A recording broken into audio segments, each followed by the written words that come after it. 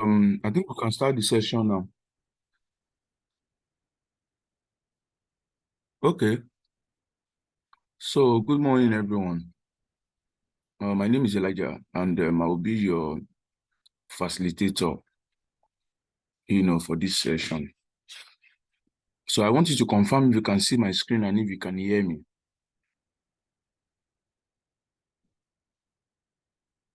Yes, sir. We can see it, sir. Okay, thank you very much. So, I want to say for some, I want to just say that, having the session earlier than this is for a reason, right? And it's going to be a very short session, and at the same time, it's going to be very engaging. So I just plead with you that you try as much as possible. When I need you to talk, when I need you to share your thoughts, don't renege in doing that. It's very, very much important. So my name is Elijah, like I said earlier on, and I can see now that this particular session, we have only, I think, guys or mixture of the male and female, because the last one, it was just all ladies. I hope I'm correct. We have guys in here so that I will know how I will address everyone here. I can see Tokumbo Adesonya. If I'm correct, that's the guy. Yes, sir. You're right, sir. Okay. All right. Thank you very much. So let's get into the business. So when you talk about tools you can use online or optimizing your LinkedIn profile, what are we talking about? Now, like I said earlier on, this is going to be very engaging, and I want you to also help me to make this better, right? So let's start with this. Have you ever wondered why you see what you see on any of the social media platforms? Now, I don't want to just streamline this to LinkedIn, even though the bone of contention before me is LinkedIn, but I want to sort of talk about this or look at things holistically now. Now, have you ever wondered why you see what you see on social media platform? I mean, in terms of posts, ads, amongst other things, why you see that particular thing you see? Have you also noticed that you see certain posts more often? What do you think could be responsible for that? Like, you just go on your YouTube, for example, and the first 5 videos you are seeing is a video of one comedian, say Brain Jotter. Why do you think you see that? Can I get anyone to speak to that? Why do you think that happened?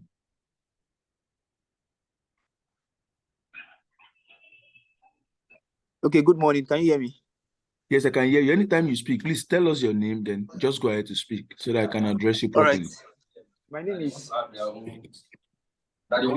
is Michael. Okay. My name is Michael. I feel the reason why we see things we see is because of our recent searches. I think everything is intertwined together. So our searches also determine what we see on our Facebook, our YouTube, our LinkedIn. Yes. Correct. Thank you very much. Correct. Thank you very much, Michael. Do I have anyone who has something to say, want to speak to that?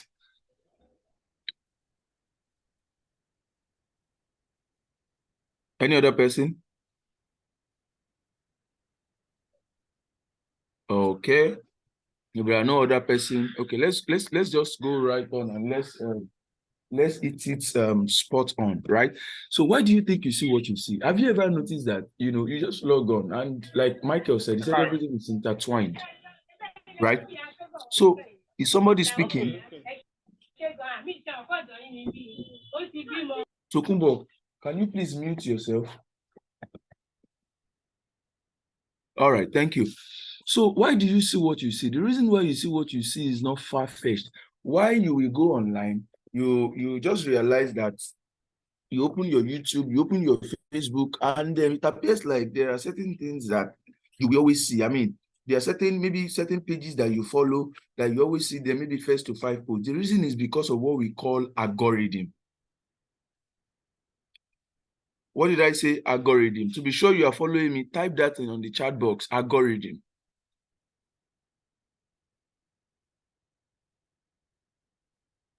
Algorithm. I'm not seeing anything on the chat box. I just want to be sure all of you are here.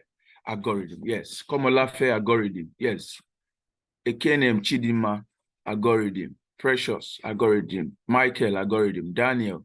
Annie Daniel. Yes, algorithm. Thank you very much. So Algorithm, yes. So algorithm is what tells a particular computer or a particular process what to do and how to solve a particular problem. Now, this algorithm is what determines much of what you see on any social media handle. Much of what you see. You realize that this algorithm looks at your engagement on whatever platform you're using, whether it's YouTube or Facebook, and as a result of that, it serves you the equivalent of what you do more on that platform.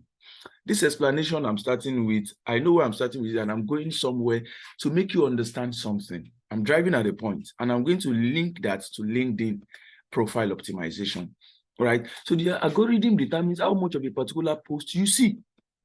Most of the social media applications are designed with algorithm.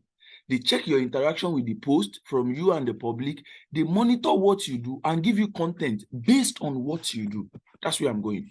They monitor what you do, and content is being served to you based on what you do, squarely based on what you do. That means that if you are on Facebook, for example, and then you love enjoying videos released by, say, Brain Jotter, for example, right? So that means that anytime you go on Facebook, you are likely, the first 3 videos you see will likely be from Brain Jotter. What is responsible for that is what? Algorithm. So it determines how much of a post you see, and it determines your interaction on those social media handle. Now, having talked about that, having understand that, look, what determines what you see, on any social media handle is called algorithm, for instance. That means that you are more of what you interact with online. Let me see somebody put that in the chat box. I am more of what I interact with on any platform. I am more than what I interact with on any platform. Somebody said I can't hear anything. Please confirm if you can hear me. We can hear you clearly. It's the person's network. Okay. I can even see somebody even typing. Yes, let you put that in the chat box. Let me see. I am more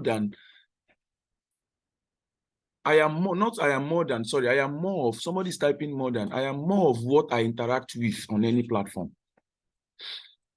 Yes, I want you to keep that coming to be sure you're following and you're hearing me. Yes, Samson, I can see that. I am more than what I interact with. Daniel, Bamigbola Emmanuel, I can see that. Yes, we have over 20 people on this chat, on this call, and I expect that everybody engage. Yes, I'm more of what I interact with on any platform. Thank you very much. So if you know that you are more of what you interact with on any platform, it means that, like I said earlier on, you will most likely be served what you watch. I gave you an example. Somebody who, most of the time when you're on Facebook, what you see is comedy videos. I mean, if you open your Facebook app anytime, any day, the first 3 videos you will see will be a comedy video. So, and what is responsible for that is algorithm. Now, I'm going to also give you some tips before I end this session on how you can now use most of this algorithm to your advantage, because it's important. Because when you talk about optimizing your LinkedIn profile, I would not have thoroughly dealt with this subject matter if I don't let you understand how these softwares or applications work. Some of us, we need to understand this so that when you interact with all these applications, we're interacting with them in full understanding of how they work. So if I know that I'm more of what I interact with, let me assume I'm looking for a job in the financial service, for example, then by default from what I've explained, you know that when you subscribe to anything that has to do with financial service, maybe getting job updates, maybe getting posts from any financial service firm, like say the likes of ARM holding company like Goldman Sachs, you're sure that when you open any of these platforms, the first 3 things you see will be from all these entities I've mentioned, right? So that's how it works. And why this particular, session suits me is that I'm a living example of someone who had gotten jobs from LinkedIn. Jobs running into hundreds of naira on LinkedIn, right? And I'm going to also be sharing experience while I'm going on with this session so that you see that we are not just coming here to speak theory, we are also practicalizing what we say. Somebody can remind me before we end the session that I want to personally talk about some tips on how you can use this algorithm or social media software generally, beyond LinkedIn, of course, because LinkedIn is a social media application. I mean, so beyond LinkedIn, how you can, the tips to use this social media to your advantage so that you are ensured that whatever thing you do, you are better positioned, to get opportunities. Yes. So it's important. So optimizing your LinkedIn profile. Now, how do you optimize your LinkedIn profile? Let's start with that. The first question I even want to ask is, if you know you have a LinkedIn account, please go to the chat box and say, I have. Don't just say I have, say I have evidence. If you have a LinkedIn profile, just go to the chat box and type, I have evidence. I know what I'm saying, I have evidence.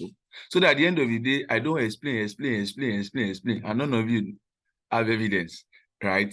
So just put it there. Okay, I can see Emmanuel. Emmanuel said I have evidence. Sunday has evidence. Good.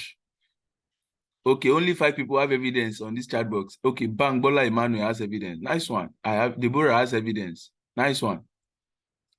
Now, the next question I want to ask you is, how many of you do you have your LinkedIn profile as a reflection of your interest? I mean, what you do and what you're interested in. Let me assume you are interested, maybe I might be using more financial service because that's where I operate, right? Now, you are interested in financial service sector, for example. Does your profile reflect that? Or maybe you are looking for a job, or whatever you're interested in, maybe you're an entrepreneur. Does your profile reflect that? If your profile reflect that, say yes, it does on the chat box. And you have to be honest with yourself. Yes. That person writing on my screen, ITEL P33 plus. Please stop that. Thank you. Okay, yes, it does. Yes, Samson Mahmoud Abubakar. Yes, it does. No, my profile does not. I love your sincerity, Emmanuel. Thank you. Bangdola Emmanuel. No, it does not. I love your sincerity. Precious. Yes, it does. Nice one. Nice one. I love this. Somebody said, I can't really say, okay, yes, it does. Somebody said, no, for now. Yes, no, for now. I can't really say, yes, I love your sincerity. Now, this is where we are going. One of the reasons why we appreciate this session is because I am sure that if you pay attention and you engage, with me on this session, I'm sure that at the end of this session, you will see reason. And you even be able to personally answer yourself whether your profile reflects your interest or not, right? And for those who said, I can't really say, at the end of this session, you will be at the side, whether it is a yes or it is a no. And if it is a no, for people that say it is a no, which, I like dealing with people like that most often. When you, acknowledge that something is not going on, where it shows that, because even in management generally, in business management, we say that the first thing to solving a problem or to finding a solution to anything is to first recognize that there is a problem. Right. So somebody saying, no, I don't. I love that. It shows that. That's why I say I love your sincerity. It shows that that's the first step in problem solving. You understand that there is a problem. And by the end of this session must have been able to provide a solution, a long-lasting solution to that problem. Somebody said, I just connected with you on LinkedIn, Mr. Falabi. All right. Thank you very much. AKNM Chidima. I'll check that out. Thank you. So optimizing your LinkedIn profile. Now we all have, a LinkedIn account, whether or not it reflect our interest or not. So let's start. How do you optimize your LinkedIn profile? I'm going to start, at the very, very basic stage so that we can. So let's get at it. Now, why is this important? Let's start with this. Why is optimizing your LinkedIn profile important? Number one is that viewing profile is a number one activity. Let me tell you something for a fact here. Everybody on LinkedIn, before they connect with you or even consider you for a job, the first thing they do is to check your profile. And checking your profile should be a reflection of your interest or who you are. Now, look at this, for instance. Let me assume I want to hire maybe an accountant, for example. I hope you are aware that Gone are those days where people just put out job adverts on newspaper. In fact, let's even be fact. How many of us read newspaper these days? When you have online vendors, even when you want to read Punch, you can easily go online. I mean, Nairametrics and the likes, Arise TV, you can go online and do that. So how many of us even picks up newspaper than those days? So if you are here, for instance, and maybe you're looking for a job and all you do is maybe review newspaper, I can tell you that you might not really, I'm not discouraging you, but I can tell you that you might not really get a job that is a reflection of what you want. So people view what people do now. I mean, I've seen employers, I've had calls to meet with employers who, when they want to hire, just go on LinkedIn. For example, they need project managers. The project manager, they just go on LinkedIn, project manager, and they start reviewing profile. Just the way people review CV. I mean, that also takes me to this, because sometimes I may be saying things that might not really reflect the slide I'm talking about, but just try as much as possible to take notes and get as much as you can, because what I'll be saying at some point might be spontaneous. Like I said, I'll be sharing some experience I had even, in this space. Now, I've seen employers who will come and tell you they need someone, and they will go on LinkedIn and start checking profile. So that means that if I go on LinkedIn and I search AKNM, for instance, I know I'm not even searching AKNM. I'm looking for a project manager. It is now LinkedIn algorithm. I started from algorithm. It is now LinkedIn algorithm that will now spontaneously give me at least top 5 people who suits that particular search. If I say project manager, give me top 5 people whose profile suits that. You can see where I started from. 1, algorithm. Algorithm tells a particular thing, how to solve a task or solve a problem. And I tell you how social medias work with algorithm, right? That means that if what you have on your profile is not a reflection of anything that has to do with project management, when project management is searched on LinkedIn, your name will never pop up. That's the meaning. Even though you have loved to do project management, apologies, and it's not reflected on your profile, when anybody goes there to search, your name will never show up. How many of you have noticed that LinkedIn notify you even when people view your profile? Have you ever noticed that? If you have noticed that in the chat box, say yes.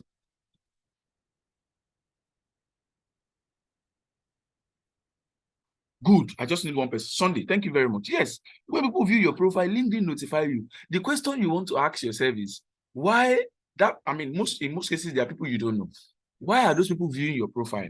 You never can tell. It might just be a prospective hire or HR who is interested in filling a particular role in the organization, and they just started viewing profile to see whether Mahmoud Abubakar's profile suits what I'm looking for, to see whether Emmanuel Ersin profile suits what I'm looking for. That's what they do. So your profile is like your CV online. If you get that, put it on the chat box. Your profile is like your CV on LinkedIn. Put it there. Gone are those days where people will tell you just send CV. In fact, there was a job I applied for at the time, I think about a few months ago, in one top firm, a global firm. One of the requirements on applying for that job is to put in there my LinkedIn URL. My LinkedIn URL is what will link anybody or will lead anybody to my LinkedIn page or profile. Thank you. Your profile is like your CV online. Yes, it's like your CV on LinkedIn. They asked me to put my LinkedIn URL. And now on LinkedIn, there is an option, especially when you're using premium, where you can even view somebody's profile and your identity will not be leaked. Although you will get notification that somebody view your profile, it will only tell you the firm that person is working. It will never tell you who that person is. I mean, I get that a lot of time. So I was asked to put my URL on the application form. So that means that beyond my CV, at the end of the day, your resume that you said, they will go on LinkedIn. Anybody can claim they've done anything, right? But your LinkedIn profile will reflect that. Plus, whatever thing you have posted will be an evidence. For example, if you want to know who Elijah Afolabi is over the years, 90% of what I have done in the past is reflected on my LinkedIn profile. You go there, you see I facilitate session. It's there. At the point I worked as a facilitator for CC Hub, where we're working with Meta on, online safety, cybersecurity, and things around that. I did accounting and finance from Ibadan Poly, from Unilag. You see there.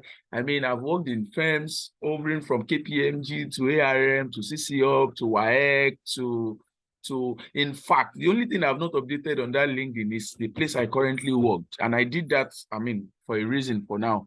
Do you understand? So firms are very big. Even getting where I'm working, for example, they went to my LinkedIn profile to check what I've done. And you see them saying, in fact, I had the CEO saying, I think we need to have that guy to just, I mean, I saw his LinkedIn profile and I mean, I'm impressed. It looks like somebody we want. So it shows that what I'm trying to say is that your profile is your CV online on LinkedIn. If you understand this, then the way you sit down to craft your CV, the way you sit down to say, oh, my CV must have this so that employer can see this, can see this, can see this, then you know that it's important, you know, for you to make sure that your profile is a reflection of your interest. So everybody views your profile. So your viewing your profile is the what? Number one activity. Is important. That's what everybody does. Anybody who wants to know, if I want to know AKNM, who said she has connected with me on LinkedIn, the first thing I'll do is to view her profile. I just want to have an understanding of who she is, what she's into, what her interests are, I mean, what her career goal looks like, and all of that. That's one. Number two, you need to know is that your LinkedIn profile is your brand.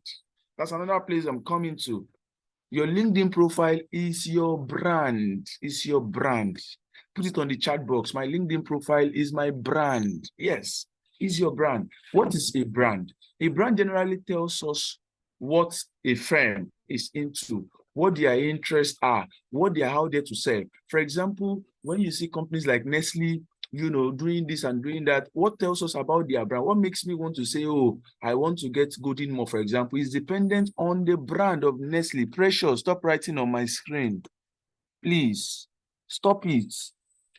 So your LinkedIn profile is your brand. It tells us who you are. It's your personal branding. I've explained that. So if you understand that your LinkedIn profile is your brand, then you do anything to make sure your brand is outstanding. I mean, why do you consume certain products? It's because they have a good reputation with you. And your brand translates to the reputation you have. It translates to the reputation you hold out there. Right? So it's important for you to understand that your LinkedIn profile is your brand. Badamasi Lawan is putting your phone number and Gmail, okay? Your LinkedIn profile is your brand. It's important you know that, you understand. So it's your brand. And as a result of the fact that it's your brand, then you have to make sure that at every point in time, your branding is top-notch. And your branding is suited in a way that it can attract any opportunity at any time. Before I meet you personally, like Ekenem, I'm sorry, I'm going to use Ekenem for example, because she told me she just connected with me on LinkedIn. I've never met Ekenem in my life. When I go to her LinkedIn profile should at least tell me what she's interested in, what her professional life looks like, where she had worked. That is it. We'll still get into that as we go on. Everything about her, the school she graduated from, the class of degree, everything should be reflected on her LinkedIn profile. The next thing I would like to talk about is a good profile are optimized for search. Yes, when your profile is not suitable for any interest, it will not be optimized. I gave you an example. For instance, I told you I'm a living example of that. Now, being a facilitator, I say this almost on any session I facilitate with Next Factory and even other places, right? Being a facilitator with Next Factory, for example, started with a LinkedIn. Somebody just went on LinkedIn and say, oh, we need a facilitator or someone who is a digital literacy advocate, who had done things around, you know, online safety and all of that. You understand? I just got a call that fateful morning, you know, somebody just called me and said, hello, I am this from Next Factory. We saw your this online and we want to do something. We want you to help us with this, help us facilitate this session, help us come up with this, help us on this project. At first, I'm like, is this a scam? Because of course, somebody who had championed, you know, sessions, I mean, ranging from even Federal Ministry of Labor and Employment, championing session on how to stay safe online, should now be seen, you know, falling victim for online vices. I mean, it would be ridiculous. I'm like, is this really true? And we started, you know, I put some antiques in place to make sure this is true. And we started. And before you know it, I assisted on the project, and that landed me hundreds of thousands of naira just from somebody who went on LinkedIn and searched what he needed. And the first name that popped up, my name was that name that tops up the list. There were other names according to the lady, but my name tops the list. Why is my name topping the list when she searched? Because my profile was, if not close to excellence at that time, and was suitable for that person's search. And that is why this session is important. So good profile are optimized for search. If my profile was not relevant to what that person was searching for that fateful day, my name might not have come up. And because stop sharing the screen, start sharing again. View options and turn off annotation. Yeah, so Elijah, you can stop sharing your screen. So when you start sharing again, that view option that is going to show, just turn off annotation on it. So that way no one will be able to write on your screen. Please keep your mic muted if you are not speaking. Thank you. So you can just do that so that, yeah, it will stop people from writing on your screen. Okay, I'll Yeah. do that right now.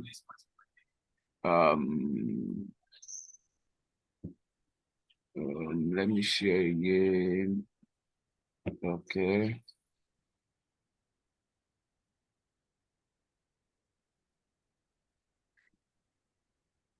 Okay.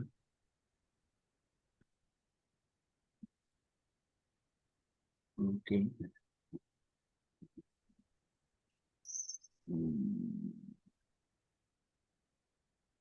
Okay. Can you see my screen now? Yes. Okay. So I'm not sure if I saw that annotation. It's like I disabled it the first time I shared. So view options. Don't worry, your options, there is a toolbar that pops up at the top. Annotate. Okay, I've seen annotate. Yes. Turn it off for others. Okay. All right. Thank you very much. And please let's be good citizens. You don't need to write on my screen. Let's be good citizens, guys. All right. So so I was saying something. Who is that person? Mute yourself now. Who is that? Okay, ITEL P33 plus. Please, if you unmute again, I would not have enough. I will be left to the option of taking you out of the call. Please. What you're doing is disrupting the recording, and it will affect the recording everyone gets later on. All so right. Please let us mute our mics for not speaking.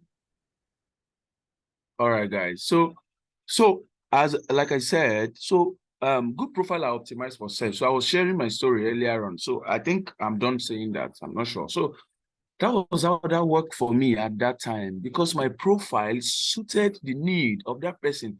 Mind you, Net Factory did not have to call for people to submit their CV. They just decided to say, let's go on LinkedIn. I mean, LinkedIn is a professional space where, I mean, you have different professionals coming together, telling the world what they do, and anybody can. I mean, LinkedIn now is like a pool where employers get suited employee now. Yes, I can tell you from experience and for a fact, right? Beyond even Net Factory, there are some other jobs I've also gotten and done just via LinkedIn, just going through my profile and feeling like, oh, this guy suits what we are looking for, and that is it. And what we land you that job that suits your interest is the fact that you need to understand that you need to have a top-notch profile that reflects your interest, that reflects your experience, that reflects your anything. Just think about anything that reflects your favorite. You have to have that kind of profile. So it's important. Then the next thing is you should be engaging on LinkedIn, and a strong profile cements credibility. Yes. Some of us here, after we've registered for LinkedIn, if I check some of us profile here, for the last 1 month or 2 months, you have not said anything. You have not engaged any posts. I'm not saying you must have to post and say, take a picture and say, chilling at Melegushi Beach, or, or take a picture and say, now I just went to KPMG for an interview. I'm not saying you have to do that. But even if you are not posting anything, engage other people's posts. At least you have connections. In fact, I had seen someone who got a job from just engaging a post of someone. Someone posted something and the person just comment. I think in this country, I'm just giving an example. Somebody posted something, say, around the macroeconomic outlook of the nation. Somebody just said, I think in this country, we need to look beyond, consumption to now production. And somebody would just say, wow, nice analysis. And as a result of that, they just became friends, they exchanged contact, and they got talking. And before you know it, the person told the other person, oh, I'm interested in this and this. And before you know it, that person got a job. I mean, I've seen instances like that. So, and that is as a result of somebody who is engaging on LinkedIn, and a strong profile cement credibility. I've said that you have to be engaging on LinkedIn. Don't just go, have a LinkedIn profile and say, should be the same, we just have LinkedIn profile. Let's have it and let's be putting everything we do. You can be profiting everything you do and nobody will notice you until you engage on that platform. So you need to learn to engage. By engaging, I mean learn to, give valuable insight to people's profile, to people's posts that reflect your interest. For example, my interest is in asset management, finance, generally, even tax. For instance, I've had people who posted things like that. I go online and share my thoughts. I feel like, oh, this is that. I feel like increasing, for example, there was a time somebody posted something on tertiary education tax. In Nigeria, it was 2% at first. Finance Act 2019, 2020 brought it to 2.5%. Now the tax is 3%, according to Finance Act 2023. That was signed before Buhari left office, for instance. One of my thoughts I shared with someone was like, look, it's not about increasing the rates of this tertiary education tax that will give us more money to fund our tertiary institution. What we should be looking at first is, can the tax custodians or the custodians of this fund first get the credibility of those paying the tax, the companies? Can we account for the amount we've collected as tertiary education tax for the last 10 years? Before we begin to see increase, because the truth is most of this money are being paid by companies as tax. But the question is, how are this money being spent? Beyond just going to school, you see TED Fund, Intervention Fund, 2012, they build a particular school, fine, it's good. But beyond that, are these funds properly accounted for? So saying that increasing the rate of tax in order to get more revenue is good, but at a point it might not be the best, because you have to answer the question first. How are the monies that has been collected before now? Can we get an account of how it was spent? That was my thoughts to someone. So, and somebody found it valuable. And before you know it, conversation will start. Someone else will say something, oh, I think this should be done. Before you know it, you realize that you have a friend. Gone are those days where you have to meet someone physically for them to be your friend. No, you make friends online. When you have people who are opinion leaders, who share the same opinion like you, before you know it, you are a friend. You start sharing, engaging yourself, talking to each other, and before you know it, you get to know your interest, and you never can tell. The other person can just hear somewhere, oh, that thing that suits your interest is what somebody is looking for. The person serve like a link bridge between two of you, and before you know it, you will land your dream job. What am I saying? You should be engaging on LinkedIn. Don't just open LinkedIn account and go and sleep and say, after all, my CV is there, and somebody will find me. Like that song they used to sing, somebody's song will find me one day. If you have that mentality with LinkedIn, you'll be surprised that someone may not even see you, not talk of finding you one day. Right? So what I'm saying is, it's important that you are engaging on LinkedIn. It's very, very important. Very, very important. So the next thing I would like to talk about is, how do you optimize your profile for search purpose? It's important. How do you optimize your profile for what? For search purpose. Number one, be easy to find. Be easy to find. And what are the things that also help you to be easy? Some of you, if you check your profile, you see there's a particular, I've forgotten the word now. That particular thing shows how complete your profile is. If somebody can remember that, you can just help me with it, or I will check. It shows the level, the completion level, or the level of completion of your profile. Some will show maybe 80% or 1/3, or you're almost there, 2/3, something like that. So if your profile should be so that is close to 100%, so that people can easily find. And how do you do that? LinkedIn will request that you add some information. Hey, Okafor is writing on my screen again.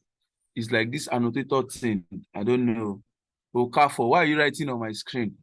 I don't know if somebody can say fat.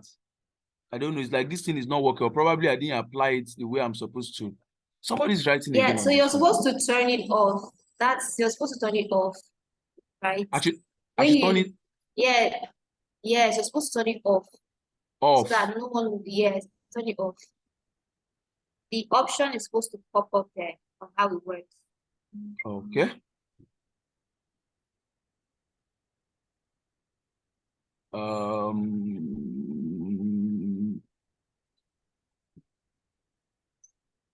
Anytime I see annotate, I'm just seeing erase, mouse, select, text. That's what I'm seeing. Okay, just stop sharing for a second. Okay.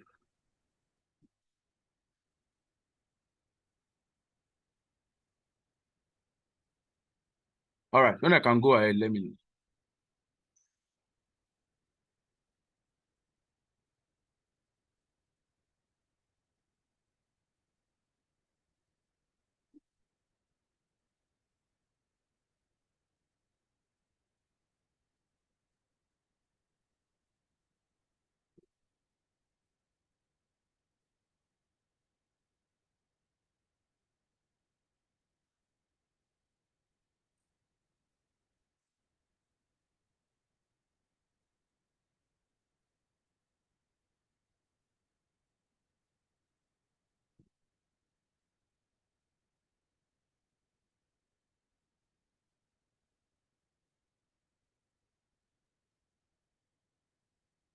Can you hear me? Yes, I can. Okay, so share your screen again. Okay.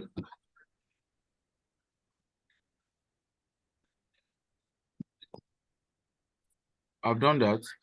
Okay, so on that toolbar, you see the three dots, which will give you extra options. Okay. So click on it, it will open up a list. You see, just read down, you see disable annotation for others. Okay. You see, okay, I've seen it. Yes. I've done that. Okay, thank you. Thank you very much, guys. And I told you to be good citizens. So, okay, let's continue. So, be easy to find and include your contact information on your profile. Yes, of course, you might feel like, oh, I don't want to just share my contact information with anybody and all of that, so that they will not start disturbing me or somebody will not scam me and all. Should I tell you the honest truth here? As a digital literacy advocate and someone who has facilitated sessions around online safety and all, I can tell you that all our information are out there, whether you share it or not on your LinkedIn handle. How many of you, let me give you an example. How many of you have gone to register for this Lagos State, what do you call this card for transportation? That blue card. I've forgotten the name now. If you had gone to register for it before, you realize that once you just go there, right, and you tell them, the only thing they will request from you is your phone number, cowrie card. Thank you, Chidima. Thank you. Once you go there, they just ask you for your phone number. Once they put your phone number on their system, their database automatically bring everything about you, your first name, your other name, everything. The only thing they need to register is your phone number, and they will tell you, are you Mr. So? So our information are out there. As a matter of fact, while even taking the online safety session, there was a time we were discussing issues around password, and I shared with them about 5,000 leaked password that are online that was gathered as a result of your research work by someone. And the participants I shared it with, they were shocked that some of their passwords were even part of it. So everything is online, and there are ways these things works that I don't want to dive into because that is not what we are here to discuss today. But I'm trying to tell you that you should include your contact information on your profile. Don't hold it. Put your phone number there. Of course, you can have a phone number that is strictly for professional things, and the one, if you have a personal one, you may not include it there.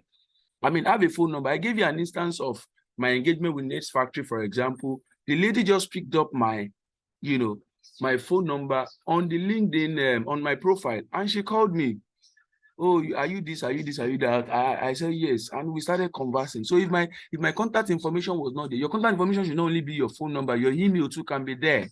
You understand? She called me, and another thing I want to say is, at least even when your contact information is there, I just want to say this on a lighter note.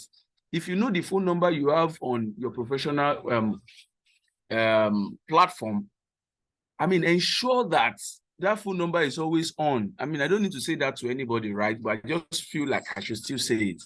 So you don't go and include a contact that at the end of the day, when people are calling you, they can't reach you and all of that. Sometimes most of these recruiters are not that patient. They call you in the morning, no pick up. They call you sometimes in the noon, no pick up, or your line is switched off. They call you in the evening, no pick up, or you switch off. The assumption can just be, God forbid, maybe this person is no longer alive or something happened and all of that. And they will move on because you are not the only one who offer that service. So if you are adding any contact information, ensure that contact information is what is reachable, right? And use keywords that represent your skill sets. I cannot overemphasize this. Use keyword that what represents your skill set. The financial space, for example. I also facilitate sessions and all of that. I should use words that reflect that. For example, in the financial space, you want to use words that reflect that. You'll be saying words like maybe equity. Maybe you are in the investment management section of financial service. Use words like equity, financial market. Use words that are streamlined or are jargons in your field. Those words that anybody reading even a short bio about you can see those words. Do you even know that when it comes to reviewing CV, I also have a session on that anyway. When it comes to reviewing CV, for instance, now organizations like Goldman Sachs don't review CV one after the other. They have a system known as ATS that review the CV. And what that system is always looking at are keywords that relate to that job you're applying for. For instance, now you're applying for a financial advisor. and your CV is not reading stuff like, you have been able to prepare maybe a budget, you have been able to, to spearhead a seminar, you have been able to, oversee a project that leads to maybe 6 million naira, $6 million, for example. Those are keywords that when you're talking about a financial advisor, like numbers that you should have on your CV. That's why I see some people that they have the best, it looks like they have gathered a good experience. But when it comes to the breakdown of some keyword that is needed for that role, they don't have it on their CV. That's why when I take that session, for example, I tell people that you can have many CV for many jobs. The job you are applying for should determine what your CV should look like. If I'm applying for instance, I've had experience in the educational sector. I've taught for so many years, financial accounting, anything that has to do with accounting, taxation, for instance. I had facilitated session around online safety, around digital skills, around that's just what my memory can serve me now. And I've also worked in professional world. For instance, I've worked in an audit firm before. I've worked in an investment management firm. I've worked in a fintech firm before, for instance. So in that way now, if I'm applying for, let me assume I want to leave my current job. I want to apply for maybe another organization. What I'm applying for is around maybe fintech. What I will load in my CV will be things that relates to that job I'm applying for. I will not go and pick WAEC that I've worked before, that I've marked there, for example, as a marker, and put there as an experience and say I was a marker in WAEC. It's a nice thing to say, oh, I did this in WAEC. But the truth is that thing relevant to the job you're applying for? No. That's why a lot of people are denied, even at the point of reviewing their CV. And I used to tell people, your CV is not meant to get you the job. It's meant to at least open the door for you to secure a slot for an interview. And before you can do that, it's a lot more work than you think it is. That means you have to make sure that it's so solid that anybody who sees that thing, and like I said, don't forget that I said your LinkedIn is a reflection of your CV. So in a way, I'm still talking about your LinkedIn profile. So anytime they see it, either your hard copy CV or your virtual CV, by virtual or electronic CV, I'm talking about LinkedIn now. Anybody who sees it, it should be such that they will be so enticed and engrossed with it that they have no choice than to feel like, let me even hear this person out. And hearing you out is having a slot for interview, going there to now give them a long-lasting impression that, look, this is what I have done. And I can tell you with facts that I have done this. Do you understand what I'm saying, guys? So you have to use keywords that represent your skill set. That's what I'm trying to say. It's important. Don't just go there and just write any normal thing and call one content writer and say, dear content writer, just let me write a bio. And the person just wrote a bio for you and you go and put it on LinkedIn. It's good, don't get me wrong. You can get people to help you do that. But what I'm saying is that even when you get people to do that, it should be streamlined to your interest so that certain keyword will be mentioned. Right? You're a project manager, for example. You're not talking about budgets. You're not talking about costs. You're not talking about the project you have done. You're not talking about the numbers. The numbers is important. Oh, I have been able to manage also project, about 6 projects from this firm, from this. Those are things we want to see because nobody wants to employ someone who does not have a prior experience in that because nobody has time to be teaching you something from the scratch. To say, in project manager, you are the project manager, when you want to do that, the first thing you do is to, do like a forecast or an environmental analysis on the need of people in a particular place. Oh, now look at the costs and now do the cost benefit. Nobody will teach you all those things. That's why you see that some employer, they will tell you, anybody applying for this, you have at least so numbers years of experience because they are very big on experience. They are not interested in coming to teach you something from, even though you will still learn in the organization, but not coming there to teach you the basic things. So these are some of the things that you should begin to put to fore. Moving on. So it's important for you to know that. And the next thing is to mix acronym and full phrases for searchability. For example, a project manager should spell out project manager instead of using PM on your profile. I mean, it's not the best thing to do to say project manager, PM, or financial accountant, FA. The algorithm may not read PM as project manager, whereas PM can mean any other thing. Do you understand? So avoid using acronym. Use the full word, project manager, or your interest is project management. It's important so that anybody who searches for you, it can be very easy to get you on that platform. And you have to maximize the benefit of your profile. You should have your profile as close to 100% as complete as you can. I've said that earlier on. As you can. Everything you are asked to put in there, put in there. I mean, you can still use LinkedIn, the free version, force. I mean, force many times. Nobody's telling you you have to use the premium by force and all of that. You can still use the free version and have you. I mean, I use a free version, and that same free version has gotten me several jobs. So it's not about if you want to go for the premium, it's good, right? So what I'm saying is maximize the benefit of your profile. It's important. So to be sure you are following me, I need one person to unmute and just summarize in 3 sentences, 2 or 3 sentences, all I've been saying all along. Thank you very much. Just one person or 2 persons. Thank you.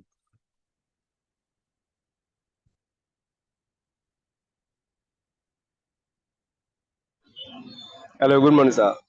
Good morning, Daniel Moses. You have the floor. Okay. Sorry, I came late, but I was able to grab some things. In 3 words, all you're saying so far is your CV. You are saying my CV is a flood to secure a job interview.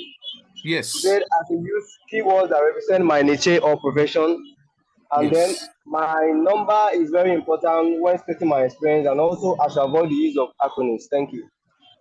All right. Thank you very much, Daniel Moses. Apt and straight to the point. Any other person that has been following since I started?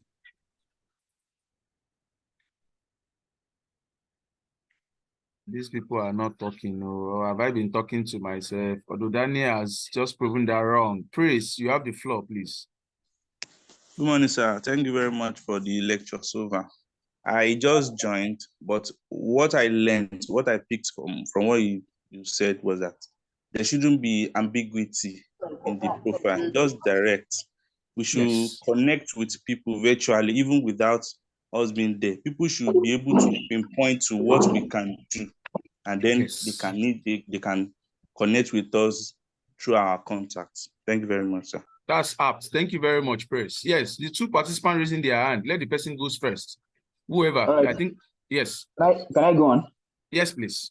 Okay, so the other thing I want to just point out that you noted, which the other people didn't, is that we should try to make ourselves easy to find.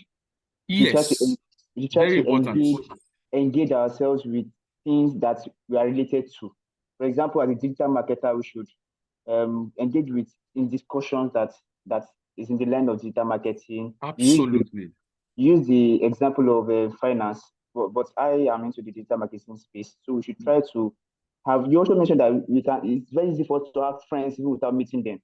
So yes, we can also make our friends through our LinkedIn profile. Thank you. All right, thank you very much. The last person or any other person? Yes, okay. Quickly. Okay, sir. I want to a quick one. You talk about our LinkedIn profile being our CV online. Yes. And you talk about algorithm. That algorithm is what the post that we see is because of algorithm, that our interest, things that we've been watching online. That is how those things we are able to see those posts always coming to our pages when we open online. And we should always try and comment, not to just open LinkedIn page and that for example, that for some person for the past 1 month they've not posted anything on LinkedIn. So that's what's we're to grab for now. Thank you very much for that. Thank you so much. Oh, somebody's raising the hand. I just want to share an experience quickly. Just what you said made me, remember that. But I hope I don't forget. Yeah. So, Edo Musa, have the floor, please. Just go ahead. You have the floor. Okay. Good morning, everybody. Good morning. I've opened my LinkedIn for some time now, but I've not been able to do anything with it. And through this lecture, I've got to know that I'm supposed to engage, update my profile, and then make it easy to be accessible for others. Yes, thank you very much for that. To go straight to the point about my personality and how I want people to view me as. Yes, thank you very much, Edo Musa, for that. Thank you for everyone who had contributed. I mean, I'm elated and I'm happy that I'm not just talking. I mean, somebody's at the other end, hearing what I'm saying and learning one or two things. The experience I just want to share that just crossed my mind about meeting people. You don't have to meet them in person. I remember there was a time I did an internship during my undergraduate days with a firm in the UK, but I was in Nigeria. I remember one of those. I mean, there was one we worked together to do some sort of cost benefit analysis on a particular firm in the UK together. Unknowingly, she just went on my LinkedIn profile and wrote a recommendation for me. If you check, you see one Aisha, Miss Rebek. She's an Indian. And I think she currently works in one of these top firms there. She just went there unknowing to me. I just saw that she wrote a recommendation for me that, oh, Elijah is this. I worked with him. I did this. I did that. I did that. I mean, this, and there is one again, I think in the UK as well. She was not on my team, but during that program, we were opportune to meet. She was on another team. She too went ahead to write the profile. And I can tell you today that, I mean, we still talk. And I've never met these guys physically. The two ladies, we've never met physically. We still talk. I mean, I did this internship in 2020, this 2023, 3 years down the line, we still talk. I'm just trying to solidify that point I made, that you can be friends with people without seeing them and you get benefits. I mean, so imagine if today I just decided to say, I want to maybe relocate to the UK, for example, maybe I want to get a job there and all. I can be sure that I have someone I can easily reach out to say, Lanisha, you've been in UK for some time. I mean, what do you think I should do? I want to, maybe relocate, get a job in UK. She'll be willing to help me because in the first place, we had created that kind of rapport. And mind you, this was somebody I've never met in my life. And there are several people like that I can't begin to, mention on this call. I'm just trying to reiterate the fact that you cannot joke with engaging people, engaging posts online, because you never can tell the friend you will make. In fact, a good example is this, my Emmanuel Nduka. If I'm sure of this story I'm saying, because I read it at a point about him, if I'm sure, he was able to secure a session with Tony Elumelu by just speaking maybe a picture of that man. I think the man, had a post. If you know the story better, I mean, I'm just trying to, what my memory can serve me. And the man maybe had a post and he just went there, he picked this picture and he went to go and probably wore a suit that looks exactly black with a red tie, the man's brand, white and red on black suit, and a red socks with a bag.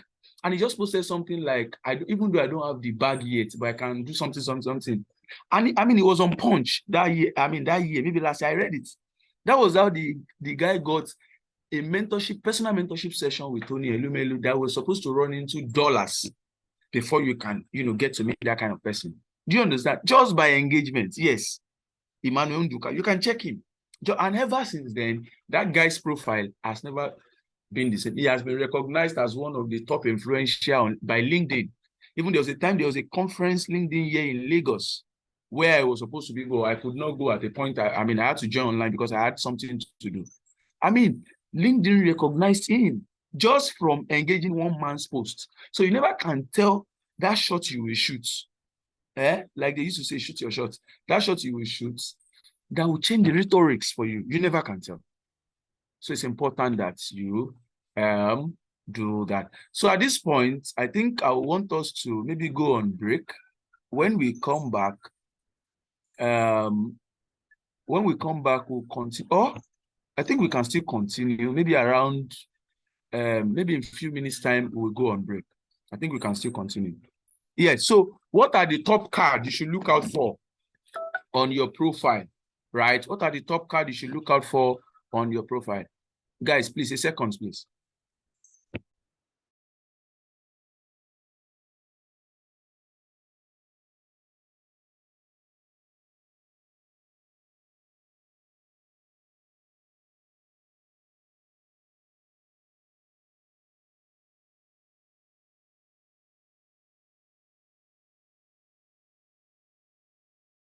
All right, thank you very much, guys. Yes, so I want us to talk about this top card, but in the meantime, let's just go on break. We'll get back. I don't know how many minutes is the break, Saifat. Guys, I hope everybody's in here now, so we can start.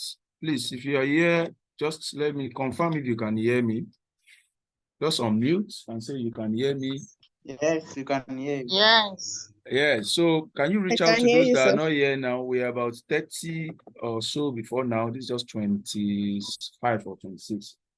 Please reach out to anyone you know that is supposed to be here and is not here so that we can finish this in no time. We're out of here.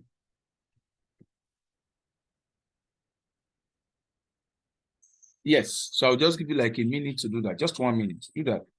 Be your brother's keeper. Reach out to someone who is not here so that we can start.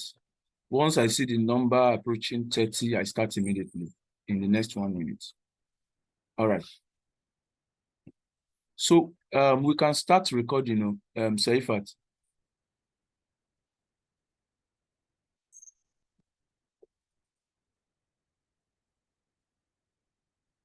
It's been recording the whole time. I will just trim out the excess. Okay, and also, Saifat, just on a lighter note, anytime you are sharing the recording, maybe henceforth, you can also share with me. I mean, let me learn from what I've said. Okay. So that just always on our YouTube page, but yeah, that's fine. Okay, no problem. You can always send the link to me so that let me also learn from what I've said, because at times you might say something you yourself needs to even work on. Yeah, Don't that's mind. Don't mind me. All right, guys, please, just a minute. Reach out to someone. I'm still seeing 20-something.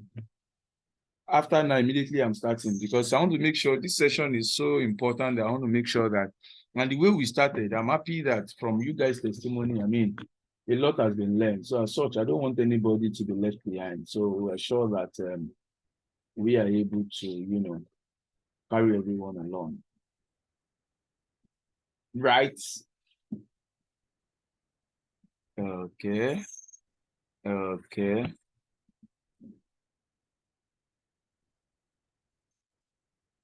All right, I think I'll just start now. I'll just start. Others can join us in the process. So I think where I stopped was optimize your profile for search. I think the next slide will be the top card. Yeah. So the question is, what are the top card? Right? What are the top card? Number one, your photo. Yes, I would like to talk about this. You see, when you're having your photo on your LinkedIn profile, your photo should be professional as much as possible. I mean, I've seen some pictures on LinkedIn and I'm like, what is this?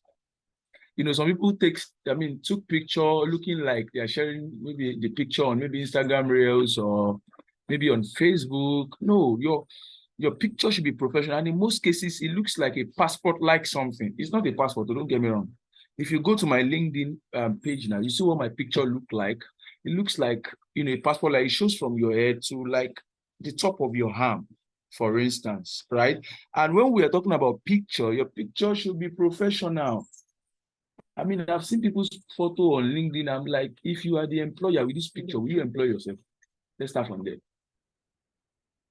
There are certain pictures I've seen. I mean, I wish I can ask those people that if you are the employer, and I want you to also do a check on your LinkedIn profile now and see, look at the picture there and ask yourself, if I am the employer, will I employ this person in this picture? Some pictures are very blur.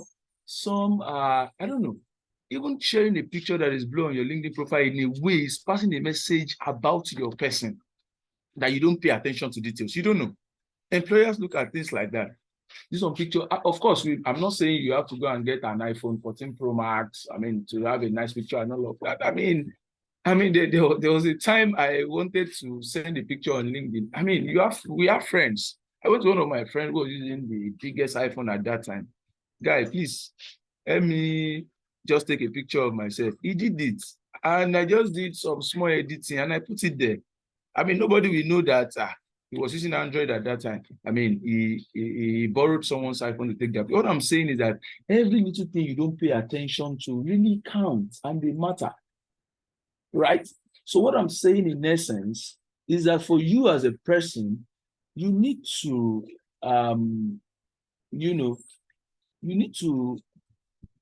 look at the picture you have there. It's important. You don't just post anything there. Make sure your picture is looking nice.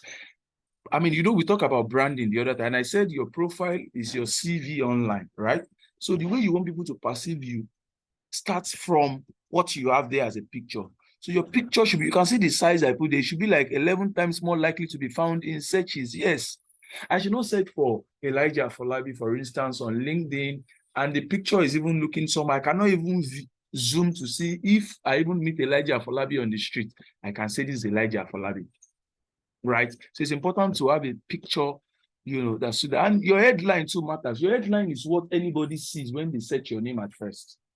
For example, if you search my name at first, what you see is something like investment management. From investment management, you see facilitator. online safety, digital literacy, employability, skills. You see things like that. That's what you see at first so your headline should be something that captures all your interest. Somebody will ask me. In fact, I wish I can visit that now, but I don't think I can. I would have loved someone to probably, okay, I don't think it's possible to share it. I would have said to probably share your screen, go to your LinkedIn profile, and let's just use that as a practical, for instance. I don't know if you can do that. Can somebody hear me? Can anybody hear me? I mean, We can hear you, sir. Yes, We we can can hear hear you, you, sir. sir. We can hear okay. you. We can hear you now. Thelma, is it possible to allow one person to share their screen? Maybe I can stop sharing. They go to their Yes, LinkedIn it's profile possible. and we just use it to experiment one or two things. Yes, it's possible. Okay, who will do that for us? Please volunteer so that Thelma can make you, I say Thelma, I mean, Saifat can make you a co-host. I can do that. Okay. Saifat, please make the person a co-host and let's see the LinkedIn profile. Let's just do some practical Please, things. are you using a laptop for this class? No, a phone, smartphone. Okay, it's usually harder to share screen with a phone. Yes, correct. Yes. Any other person, please? Okay, I can't do that right now. I would I have done mine. Isaac said is using a it's the laptop. Isaac, right? Okay. Yes. So let's have Isaac LinkedIn, page.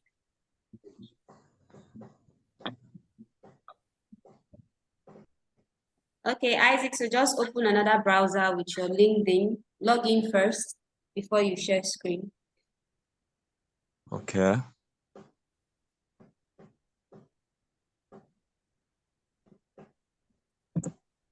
Okay, Elijah, you can stop sharing your screen.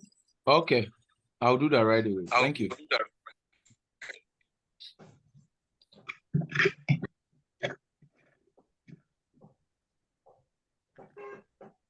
All right, Isaac, we are waiting for you. Okay.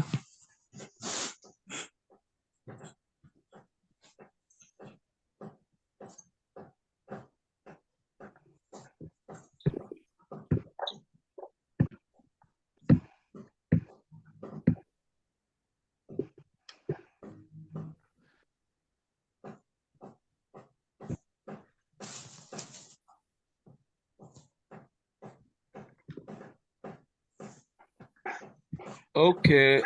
I think Isaac profile is on now. Isaac, I hope you don't mind. Yeah, no problem.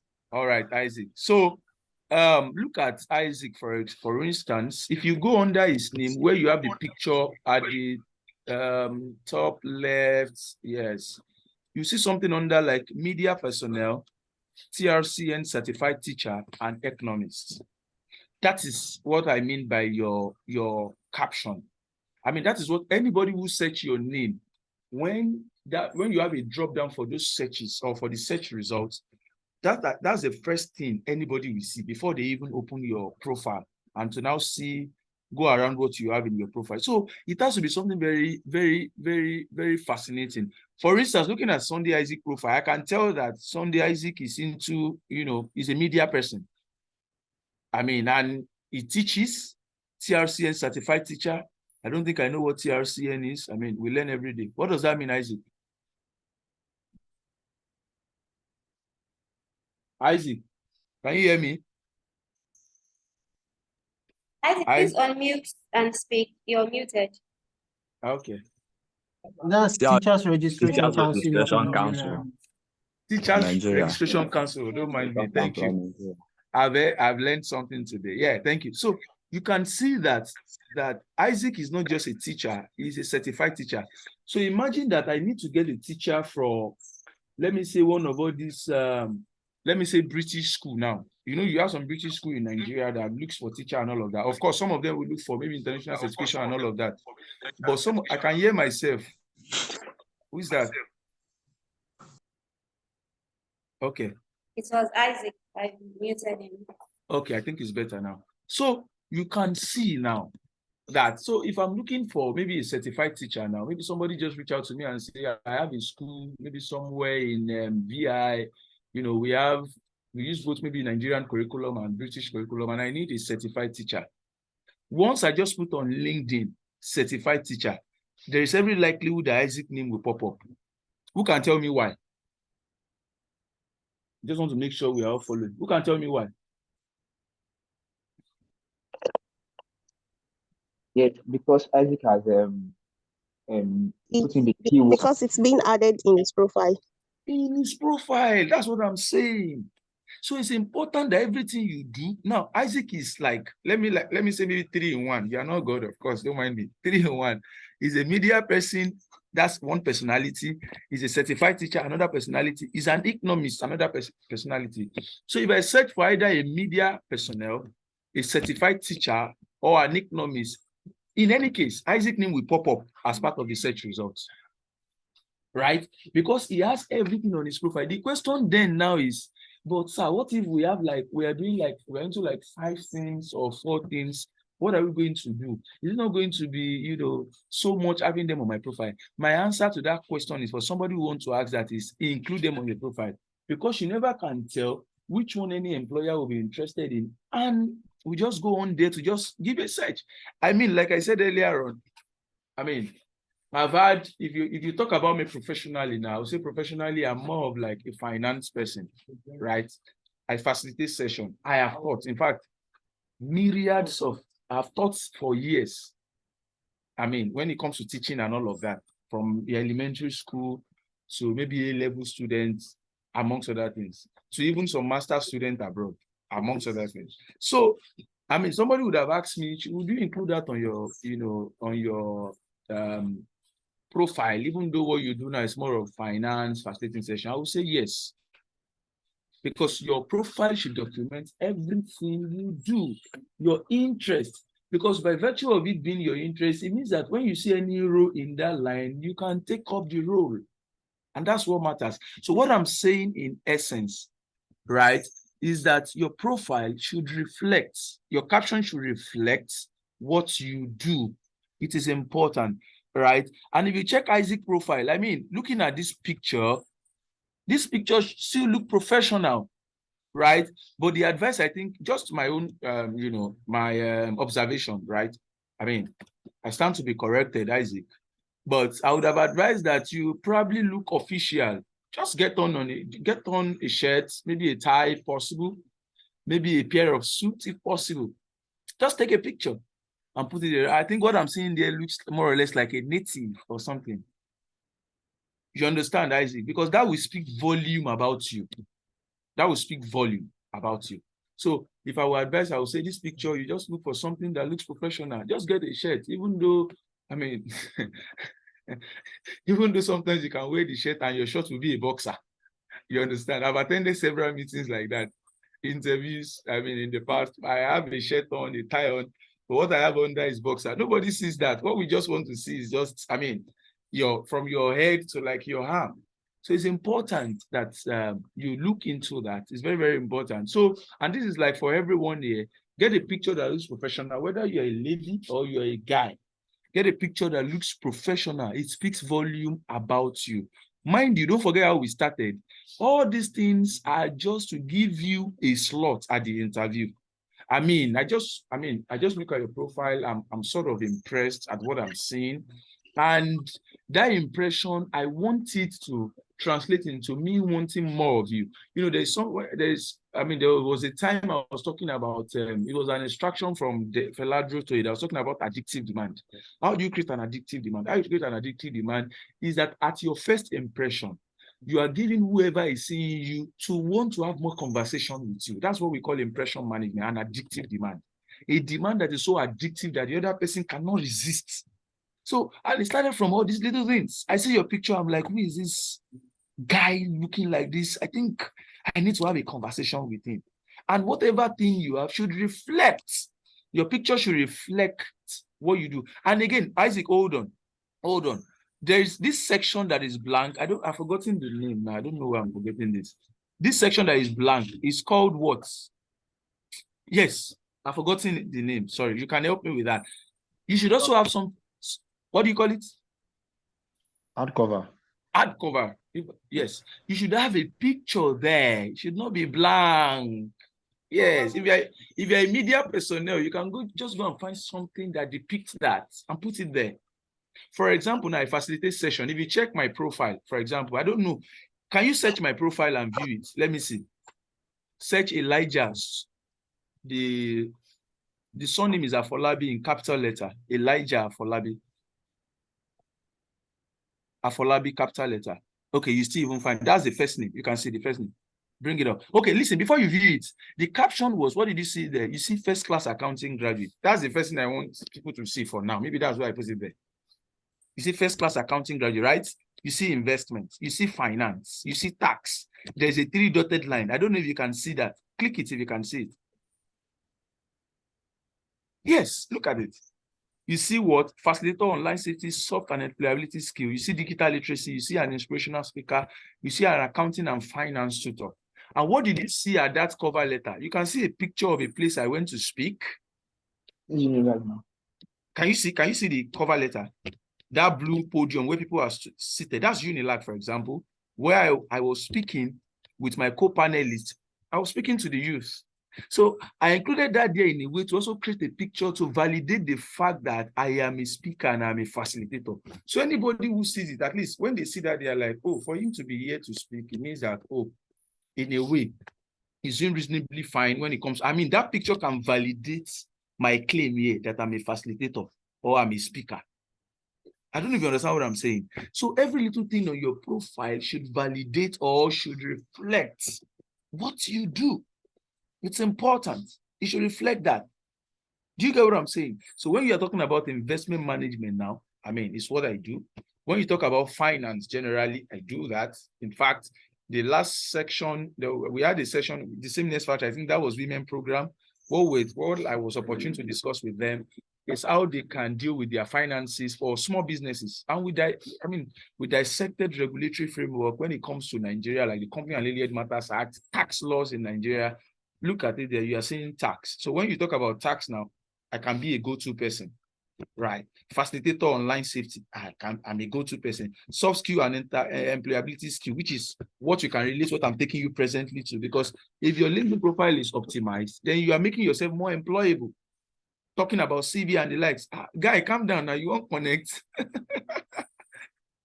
I'm just joking. You can go ahead, I'm just being mischievous, you know. So digital literacy, right? Inspirational and the law. And if you scroll down, just scroll down. If you scroll down a bit, you will see that, look at what I did. The session I took recently, where one of the people on that platform, the women, maybe the ladies, I don't know, the last session, this same Next Factory, she posted something and I saw it, I just reposted it. So, everything I do, you will find it on my activity section. Everything I do. Okay, this was birthday sometime ago. If you view show all posts, you see all my posts. In fact, to the extent of when I had what do you call it? When I had a session in Unilag, I hosted a program that we had over 2005 in attendance. Sometimes this year, I shared it. If you viewed show all posts, you see it, because every time you do something that relates to what you do, you share it. It's an evidence. Everybody can claim anything on their CV, but something should evidence it. That's why employers now are interested in what is on your CV. Just scroll up. You see some of them. This is another lady who posted that, okay, this is my birthday. When I lost my mom as well. Yes, that's okay. Hold on here. No, where I'm wearing a blue shirt. Calm down. That was at Next Factory. It was a physical session where we're talking about financing for small businesses. I took a picture, I took it. Look at this one I'm here. This was when I was at Ekiti State University, when I was invited to speak to the economics undergraduate, 300 and 400 level around the employability session. If you look at it, in fact, I even took a picture with one of a renowned HR specialist. Look at it, Faith, Emmanuel Faith, the one on green and white sneaker. If somebody is even doubting maybe my authenticity of what I do, when they see me with even top-notch speakers, we speak in the youth space. We are sharing the same stage. In a way, it tells them that, it validates what I'm doing. Do you understand? This EduBridge Academy, the academy that invited me to speak on, because they hosted this event at Ekiti State University, and I was there to speak. I took a picture there, share it on my page to also validate what I do. If you scroll on and on and on and on and on and on and on and on and on, you see things I have done to validate my claim of whatever I'm interested in. So I just had to do this so that I told you that it's not going to be a class that will just talk. We will explain, and no evidence. No, there has to be evidence, and these are the evidence. You understand? So your profile too should be, I'm not saying my profile is the best. Don't get me wrong. I mean, you can check up other people's profile, but what I'm saying is that your profile should be a reflection of what you do. And when you, even if you go and attend a seminar that suits your interest, for example, you're an entrepreneur, you find yourself in a boot camp by Tony Elumelu Foundation, put it there. Oh, I LinkedIn community, I was at Tony Elumelu Foundation. Please click the see more. I want to show you something. Or now you can also the see more in this particular post. Isaac, please click it.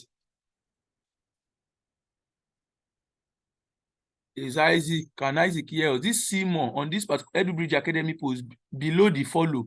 After the event features, click the see more. I want to show you something.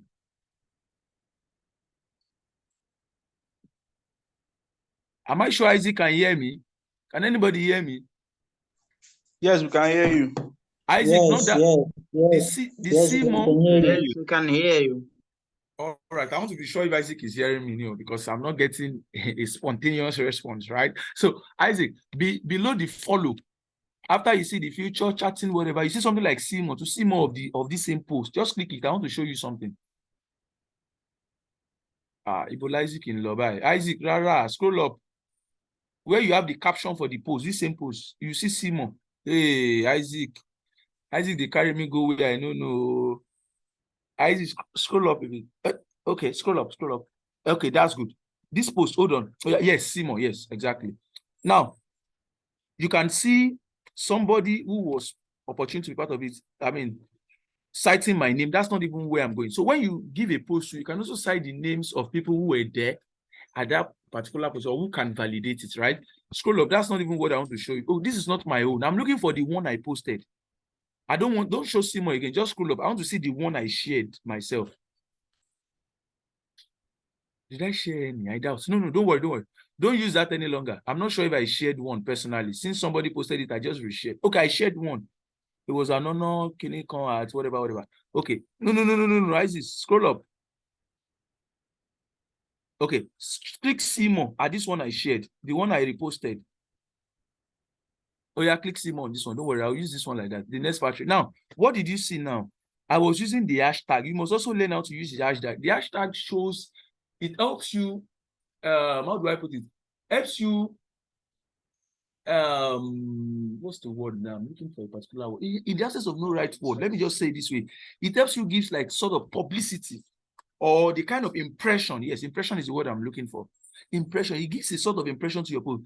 It tells you the extent, visibility. Yes, that's another word. Thank you. The extent at which people will see your post, the extent of your prospective viewers. Now you see me, I'm putting hashtag accounting and finance. Anybody in the accounting and finance space, we see these posts.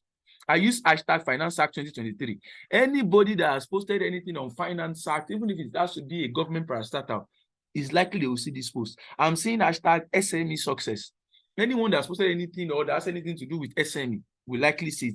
I put hashtag learning and development, and so on and so on. I put hashtag LinkedIn community. If I say LinkedIn community, that means everybody virtually on LinkedIn, on my community, virtually we see this post. So hashtag is also a way of helping you increase the visibility of your post. So if you have a business, for example, you are posting something, the kind of hashtag you also have can also help you streamline the kind of other, maybe your prospective clients on that space that can likely see it. So it's important to also, this post now, you cannot see it. If I view it from my end now, you see the impression it made. This particular post made an impression of close in thousands of impression, like people who viewed it, who saw it in thousands, right? And in a way, it's kind of giving me publicity because I'm sure somebody has seen this now. Maybe sometimes maybe a training institute like Poise Nigeria, for example, now sees this, or maybe another training institute sees this, and they need someone to take a session on this. My name can just pop up in their mind. I feel like, no, I think I saw a guide. I did something like that sometimes in one training institute known as Next Factory.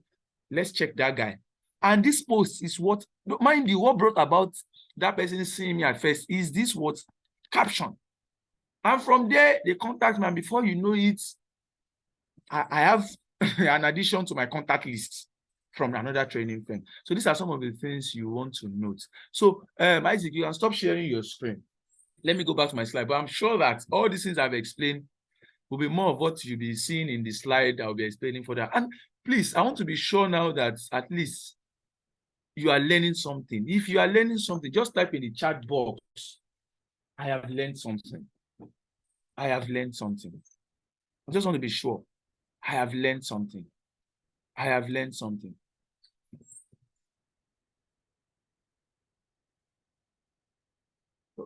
I have learned something. Yes, I have learned something. I have learned something. All right, I have learned something. Thank you very much. So let's come back to this. So your contact information should be there. I've said that earlier on. And the link, that's your URL. You can always copy it. Let me tell you something. You know, let me just share this with you. Why it is very, very important to have a good online presence is that I have seen people who are denied of an opportunity that could have maybe turn their life around because they don't understand what it is, their online presence. They don't have a full understanding of it. I know of a guy who was suitable for a job and didn't get the job because of what he has posted online. Even from your face, I just want to chip this on a lighter note. You can write it somewhere. Internet does not forget. You can forget what you have posted online, but internet does not forget. I want you to take that home. Part of the things you take home. Internet does not forget. Do you know what they did? They just went silently on this, guy's page, check everything and all of that and all of that. And they saw one thing he posted at a time that looks like she's not an advocate of one of the SDGs. That is especially gender equality. And that firm was big on gender equality. That was how he didn't get that job. See, it is as simple as not even saying things that are against maybe the SDGs or something. Just a particular post that appears like she's not in support. He's not in support of gender equality. That was what threw him off that job. This guy was qualified and everything. And I know someone too who was denied a visa to the United Arab Emirates. Why? Of course, when you are giving, those Arab nations, they are very big on your morality and everything. They just went to do a background check on his Facebook. And they saw a particular picture that looks like she was half naked. And that was how she was denied. So what I'm saying is that the internet does not forget anything. If you must post some things that are, you can have maybe another account that is not really linked to maybe your name and do those things. But if you must have a good, because you don't know who is running a check. In fact, even when you enter a particular, I don't know about some small companies, but when you enter multinational companies or big companies, the first thing they do, they have top firms in the likes of UK that are crazy in technology that will do a background check about you from your secondary school to your tertiary institution, everything about you, and you will not know. You just realize that you work in a company after 1 month, they tell you they don't need you anymore. You don't know why. You feel like even if I've done something, at least I can't remember doing anything, but they might have done what we call a background check, and they realize that there's something fishy about this person, and the person will be thrown out. These are things that happen on a daily basis. So what I'm saying is, you should have a good branding online. Don't post things that are not worth it. It's important. The next slide, so I don't. Then the summary.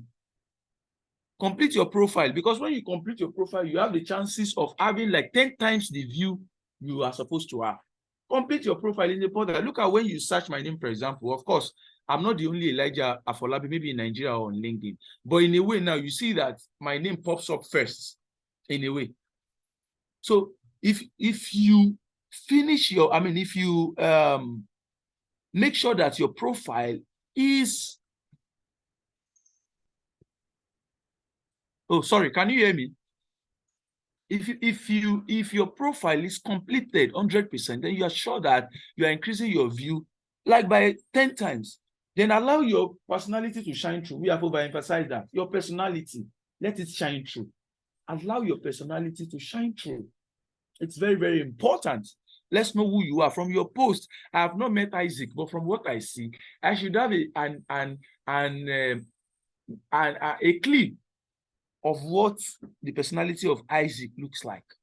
I've not met Isaac physically, but from that profile, I should be able to tell who Isaac is.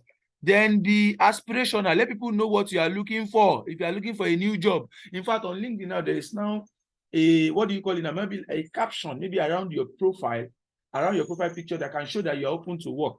I don't know if anybody have noticed that. I've seen people who use that. It will show that, oh, I'm open to work, oh, and all of that. Okay, Mahmoud said yes. Yes. So if you're open to work, you can also put it there. Let people know what your aspiration is. Don't let your profile should be so confused that you cannot even tell whether you need a job, whether what you're interested in. We shall know that you have a LinkedIn profile. No, that is not the best way to optimize your LinkedIn profile. You have to be aspirational. Then when you're having your bio should be a minimum of 40 words. With your bio, I can tell what your interests are, right? And the industry you had worked. For example, your bio is what you will say when somebody asks you, can I meet you? Or who are you? You know, when we are teaching certain topics in employability session, we tell them that, see, who you are is what you can say under 2 minutes. Imagine you meet a prospective client in an elevator, and you are from ground floor, you are going to, maybe the building is a 10-story building, and you are going to like 5th floor. And the person you just want to tell the person what you do, and the person will feel like giving you his or her card to have a more conversation with you, or to make sure that you meet some other time to have a conversation. What can you say within that 2 minutes? That is your bag. So it should be something that should be catchy. You must have structured over and over again. You must have reviewed over and over again. That must tell me who you are and what you have done. If you ask me now, for example, who I am, I can tell you my name. Who are you? I is not, my name is Elijah Folabi. I finished from Unilag. In fact, my discipline is accounting. In fact, I finished with the first class. In fact, apart from that, I am Kinikon years old. My religion is this. In fact, there was a time we were having an employability session about CV. And somebody, because I love people that are honest, and somebody told me, honest. In fact, today I still remember that guy. On the chat box, he said, sir, on my CV, because I was telling them that your CV should not contain your date of birth or your state. I'm from Akwa Ibom State. Nobody cares. The lady told me, I'm telling you honestly, sir, my CV has my state. I'm like, it's not like you are going to look for a job in one clan in Akwa Ibom, that you know that when you put your state there, they are like, no. There are certain things that you don't need to have presently that they are not in need in this present day on your CV, for instance. So your bio should capture important things about you, not the state you came from, not your age, right? It should talk about what you have done in the past and how it relates to your interest and how you are looking forward to. That's where being aspirational comes in, and how you are looking forward to now other opportunities that can help you solidify your knowledge in that industry. You know, I was telling somebody, one of my colleagues, I think yesterday or 2 days ago, I said one of my goals is that before I'm 40, I must have gathered experience in all sectors of the economy. And I was counting it. I was saying, oh, if you talk about the finance section, I've gained some experience. If you talk about the investment section, I have done that. If you talk about maybe taking session, if you talk about telecommunication section, I've done that. At the point I worked in StarTimes, you know, as a cost center agent. I mean, I was saying, and I'm like, I still have some sector I still want to cover. Now I'm working in a fintech as we speak. So fintech is still part of, so I want to make sure that by the time I'm 40, because it's part of my career goal, by the time I'm 40, when I'm speaking, I am speaking from a standpoint of somebody who understands how virtually all the sector of the economy works. If you take me to the telecommunication sector, I must be able to say something about it. That's why they're saying that you don't need to know everything about something, but know something about everything. I say that again. You don't need to know everything about something, but know something about everything. If you get that, put it in the chat box. Let me see if you get that. You don't need to know everything about something, but know something about everything. Let me see if people are following me. Please engage me in the chat box. Let me see if you get that.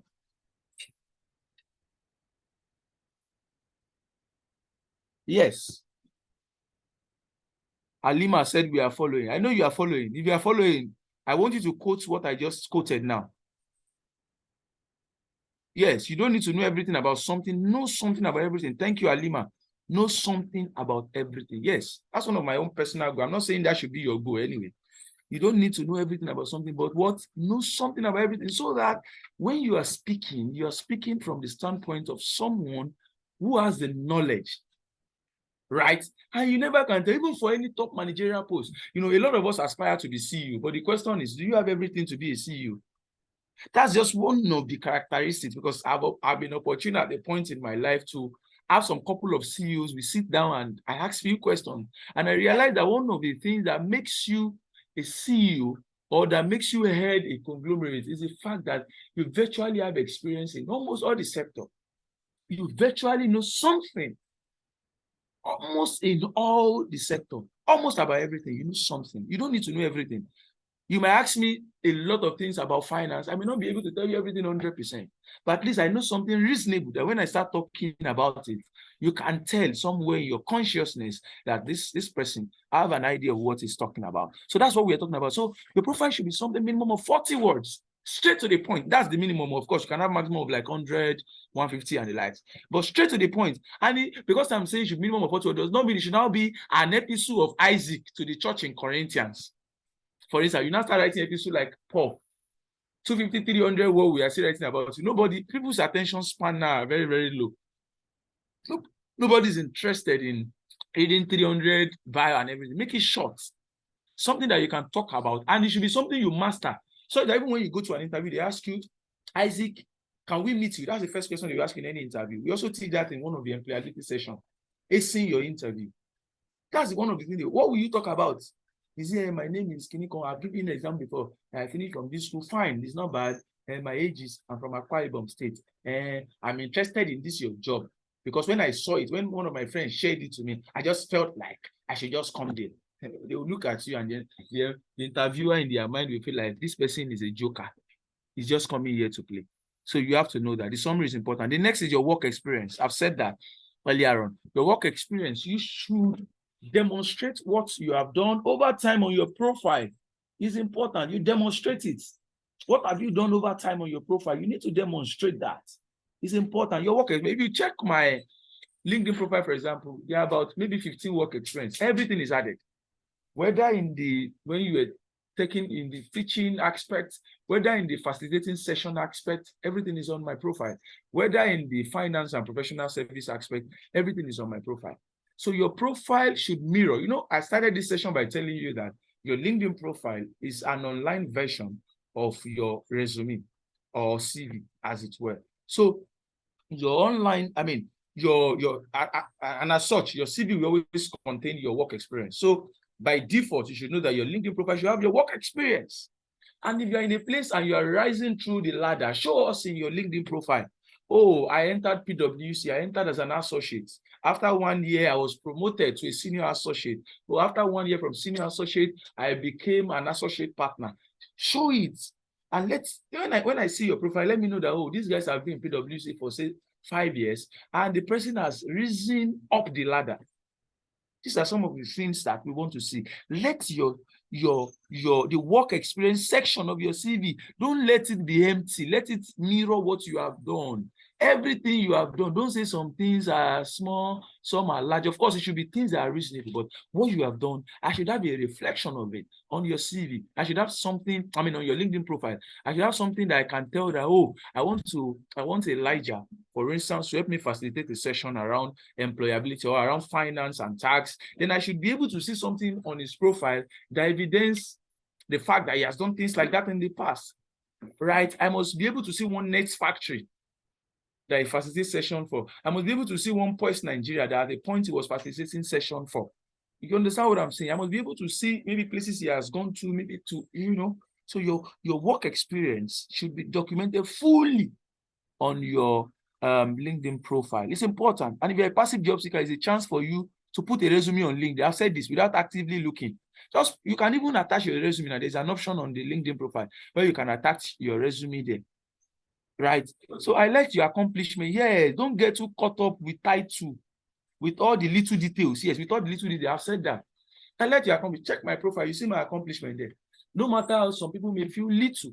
I mean, it was so little to the point that, I mean, there was a time, maybe, I've forgotten, maybe, yes, I was just awarded as little as just sitting for a course in a particular semester, and you had the overall, you know, score. I was awarded for as little as that. I put it there, as little as that was. If you check my profile, you find it there. Your accomplishment, your awards, the awards you had in the past is as important as that. The recognition, even if you are someone, maybe you are still in school, as you are in school, maybe you You raise a particular scholarship, CEPLAT, NNPC, AGBAMI, those scholarships, put it there that you are an awardee. It speaks to your person. I mean, for you to have gotten those scholarship, it shows that, of course, you demonstrated some level of perhaps academic excellence and some other things for you to have been shortlisted. All those little accomplishments, put it there. You went for a session for a business, let me assume you own a business, for a particular business somewhere, and you were recognized, I mean, with an award, with a certificate, put it there. You attend a session, you have a certificate to show that you have done it, put it there. You understand? So it's quite important that you know all these things. That's how you can optimize your, LinkedIn profile, right? Then use keywords. I've said that. Allow strength and values to shine. Yes, your strength and values should shine. In fact, there is an option on LinkedIn now that you can even take assessments to show that truly you have that skill. LinkedIn have structured that for you. For instance, if you are in the finance space, for example, you can take some, tests. LinkedIn Learning, it's called LinkedIn Learning. You take some tests, maybe in the finance space, they test you, maybe you do some question like some set of a test or aptitude test to show that. And if you get it right, you see it on your profile. LinkedIn will put it there that we certify that this person can do this and all of that. So you can also look at that. So quickly, let's move. The next is your skills and endorsement and recommendation. Yes, it's important. I've said that. I cannot overemphasize all these things. I said it when we're using a LinkedIn, somebody's profile and mine as an example, that most of the things you'll be seeing in my slides are things I have talked about. So your skills, for example, should be reflected. Your profile should reflect your skill. What skills do you have? Soft skills, technical skills, it should be reflected on your profile. If there are some softwares you can use, put it on your profile. You never can tell who we need someone to use it. For example, in the finance space, if you can use Sage, for example, to capture the reporting of a particular entity, you can include it. I mean, I'm going to tomorrow. You can include it. It goes a long way. So your skills, your endorsement, and people can endorse you. I gave you an example. I mean, maybe people you have worked with. If you check my profile, I've had people who have endorsed me. People I've worked with in the past who endorse. So I endorse that, you have some skills there, maybe like leadership. I have skills there, leadership, those skills, you find them there. And I have people who endorse. If you check my profile, you see them. People who have endorsed that truly have worked with this guy and he has that skill. They speak volume because people now want to have business to do with people who has a testimony or a testament, as the case may be, that other people can talk about you and say, oh, this guy truly, I can testify that this guy can do this. So it's endorsement. And if you don't have a skill needed, people will not endorse you. So you can also speak to people and say, guy, even people that you are attending this particular training together, after this training, I expected that all of you should share your username or your URL and you connect on LinkedIn, all of you. And you can even write a recommendation for yourself.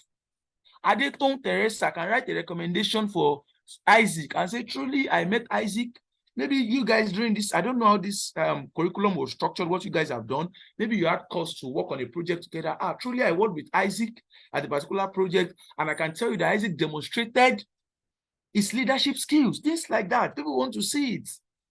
So you can write the recommendation for yourself, connect. In fact, after this session, I may not wait to do that for you, but after this session, go ahead, everybody, connect with each other. I mean, the precious Chinonye you meet here, you never can tell who Chinonye will be in the next 10 years. Chinonye can be a CFO. And where you met Chinonye is as easy as having a session together. I mean, I've had friends in the past that if I tell you how we met, you will laugh. For example, I mean, I'm just using that as an example. I play the piano, for example. There was a point in my life where, I'm invited to churches. I go here and there. There are people. In fact, there is one guy that I met in a church. All I just did was, there was a time I was leaving and I was playing for that church. No one to take over. And he just told me, he showed interest. And all I did was, okay, before going to school that was the first school I went to, that, okay, let me just put you through on how to play this thing. And I just put him through. I can tell you for free now, that guy is in the UK now. And we are very good friends. Look at how the relationship started. From just going to one church, teaching one person, one thing. We are very good friends to the point that, I mean, there are some couple of things I've done in the past, even up to birthday, that when he sent the birthday gift, even me, I feel like, no, it's good to be good. When I saw the bank, you understand, guys? So I was like, I mean, meeting people is as good as that. Look at how it started. And I can tell you now that we virtually talk at least in like 3 days. And there are a lot of things we are working out together. So it's important. You never can tell. From this particular session, network, meet people, connect with them, have a discussion. You never can tell whose interest suits yours. I'm saying this with every passion I've got, because most of these things I'm sharing with you, I'm not just coming here to tell you my slide. I'm telling you some of the things I have even witnessed personally. And I'm just giving you an example. So I'm this kind of person that as a facilitator, I stay away. Even, I mean, the organizers of this event know, I stay away from just coming to read, let's just read slides. No, these things, let's put them into practicality. Because at the end of the day, it's not about what you have had, it's about what you have been able to do. Because the saying is cheap, the doing is tough. Anybody can say anything. Anybody can do anything with their mouth. As I'm sitting here, I can use my mouth to play keyboard, I can use my mouth to play guitar, I can use my mouth to play saxophone. The point is, when you give me those instruments, can I play it in real life or in reality? So it's a testament that the saying is cheap, the doing is tough. So connect, learn through practical. Thank you for that, Rabilu Hamzat. Learn through practicals. You understand? So we don't just come to talk. That's why there's a section in business management that says management as a science and management as an art. The science is talking about the acquisition of knowledge. The art is talking about the application. When you learn something, one of the things I'm big on is that you must be able to apply it. And that's why I say you start from here now, you connect with everybody. You have a conversation, guy, I'm into this. I'm into this. Let's do the, somebody said don't force certificate. I don't know what you are talking about. iPhone, your name is not even there. Okay. I don't know what you are talking about anyway. So moving on. So LinkedIn default to showing your top 3 skills on this with the most endorsement. You can see your top 3 skills is what we show. And people must have endorsed. If Isaac is saying I have leadership skill, one Kenem or one chin or here somewhere must be able to go there and endorse that truly I know that Isaac has these leadership skills. And somebody said don't forge certificate though. Well, I don't know. Skills, keyword, discoverability. Yes, all those things help people to discover you. That's what I'm trying to say there. A solid profile, at least 2 recommendations. Give and you shall receive. Yes, we have to include that. Give and you shall receive. That's what the Bible says. A solid profile, at least 2. The question is, how many people have recommended you on LinkedIn? You know, I told you LinkedIn is an online version of your CV. On your CV, sometimes some work will require that you have what a referee, and what a referee is doing indirectly is to write some sort of recommendation for you. So you have the reflection of the same on LinkedIn. But your friend can do that for you, that you have worked, that when people even check their profile, they can see something linking to of you. Can even be your school. In fact, one of the people that endorsed me on my profile was people I worked with while I was in Unilag. Maybe, you know, they just give us a 10 paper in class. You know, I just rise to that occasion and I just take the responsibility. I'm like, guys, we need to do this. It's not like they elected a leader. I'll just come up and say, and just take up that thing. I put it on my head and like, we need to do this, we need to do this. One of them was amazed. I didn't even know. She wrote the recommendation even years after we did that particular 10 paper. Few years after that, I just went to my profile window and I noticed that one person wrote the recommendation for me. I can testify that. In fact, the recommendation is the longest. She didn't even tell me. I can testify Elijah did this, he did this, he did that. So, and that's another testament for you that you never can tell who is watching you. Even on this cohorts, people are watching you. If you are the type that when they are having session, you are not always online. Or even when you are online, you're always writing on somebody's screen, the facilitator's screen. They are watching you. They are watching you. Your own job is to write on the facilitator's screen. They are watching you. You understand? So you have to make a good impression of yourself. I'm just joking with that anyway. But what I'm trying to say is that people are noticing you and they will profile you based on the information you have put out there about you. So you should try as much as possible to be on your best behavior. What are the profile extras? Well, we are ending this session in less than maybe 10 or 15 minutes, then you ask your questions and we are done. That's why we started earlier, right? So you post things that are relevant to your industry or experience. I've said that. Show thoughtfulness in your posts. Thoughtfulness. I just gave you an example of my analysis of the post of someone about Finance Act. Post something that the other person on the other end will feel like, wow, this makes sense. I mean, and it will elicit conversations. And anything you post tells us who you are in a way and what you have up there in a way, in case you don't know. It does that. You understand what I'm saying? So you put something out there that reflects who your thoughtfulness. You don't just go and post, somebody post something. I used to say something some time ago. I said, how you know people who are clueless in a particular thing is that when you say something, they will always say mad. Or when you say, do you know, during Buhari's regime, Buhari went to go and collect one load somewhere. They don't know. How you know people when you have that conversation that they will say mad. Or anything you say is mad. Or mad. No, now show thoughtfulness. Contribute.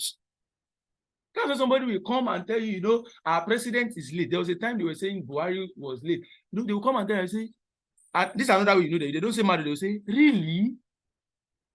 You don't mean it? That's how you know them. Don't say mad, though. Don't say you don't mean it. Contribute. Show thoughtfulness. That's what we are saying. Don't just go and tag any post online and be saying mad, mad, mad. Everywhere. What is mad? Everywhere. Mad, mad, mad, mad. So show thoughtfulness. Share your opinion. I feel this, that. That's what we want to see. Somebody say real mad, really? Yes. That's what we want to see. When I'm in a conversation and somebody is saying mad, really, I already know. Although I don't show it to the person, but in my mind, I already know that this one does not have anything to say. I already know it's not a conversation that you will. How will I be talking to you? We are conversing on maybe real issue, macroeconomic outlook, talking about the current inflation rate in 2 digits, talking about our GDP, talking about our debt profile. As an economist, for example, like maybe I'm speaking with Isaac, who is an economist. And Isaac is saying mad. I already know that there's a problem. And he said the mad the first time. He still said it the second time. I already know that Isaac does not have an idea of what I'm talking about. So I already know that I need to move forward. Oh, hey, another one is Omo. Thank you. Chi goes. I'm sorry, Uchenna. Let me call the one I can pronounce. I beg. Uchenna. You say Omo. You understand? So it's important. So show thoughtfulness, right? Because they will appear in the activity section of your profile. Yes, any comment you make, it will appear in your activity section. Go and check them activity section that Isaac was viewing the other day. You will see, you saw that when I reposted somebody's post, it will reflect there. And people can go there to they will just check maybe like the first 10 posts to have an idea of who you are. Nobody will check all your posts. But when everything I'm seeing, they posted something about something, you say, wow. The next one, I'm seeing, oh, beautiful. The next one, I'm seeing, oh, you are the type that everything you do every time is to tag somebody's post. I say, I feel this is correct. Every time you always feel something is correct. What is wrong with your feeling? It's a bad feeling. It's every time you have to feel, or you have to, no, you need to show thoughtfulness. Even sometimes, if it is rephrasing what you feel somebody has said that is thoughtful to you, you can rephrase it. I've been in places where I will ask people questions. They don't know, but you know how some of them display intelligence, and I feel it's part of intelligence. Even when somebody asks you something you don't know, you can rephrase what you feel somebody has said that is thoughtful to you. Maybe somebody said, in Nigeria, we need to look at not financing our activities with ways and means. For example, if you know what ways and means be. So I can come up and rephrase it. I can say something like, if you check ways and means, for example, this was one of the things that the Buhari administration during Godwin Emefiele's time. These are some of the things that led to our chronic high debt profile. What am I doing, guys? I am just rephrasing what somebody has said, but I'm rephrasing it in one big grammar. That when somebody has reached it, they feel like, oh, Elijah is making sense. Do you understand what I'm saying? So those are some of the things. And shows thoughtfulness. I'm very big on that. Don't just open your mouth to talk or go because anytime you go and comment on a particular post, you're actually showing what you are made up of. You don't know indirectly. Just go there and type mad, bro, and please show thoughtfulness. Moving on. I know we have learned that. Don't mind. I might be communicating it in a funny way, but guys, pick the lessons from it. I'm serious about it. So add rich media to bolster your content on your page. Rich media, yes. So bolster media like anything, maybe a picture you have taken and everything that validated. There was a time when I hosted that summit, I told you at Unilag. Access, for instance, is on my profile. You see, where we had over 2,005 participants drawn from 6 other universities apart from Unilag, where we had speakers from top firm, PwC, KPMG, MTN. I mean, we had a red carpet where we had all the sponsors and even some of in fact, we personally invited this mommy on Mr. Macaroni. I took a picture with that. I put it on my LinkedIn. I mean, that's like a media stuff for me, for people to see that, look, I didn't just host this to show the credibility or the weight of that session and the caliber of people that I brought there to speak.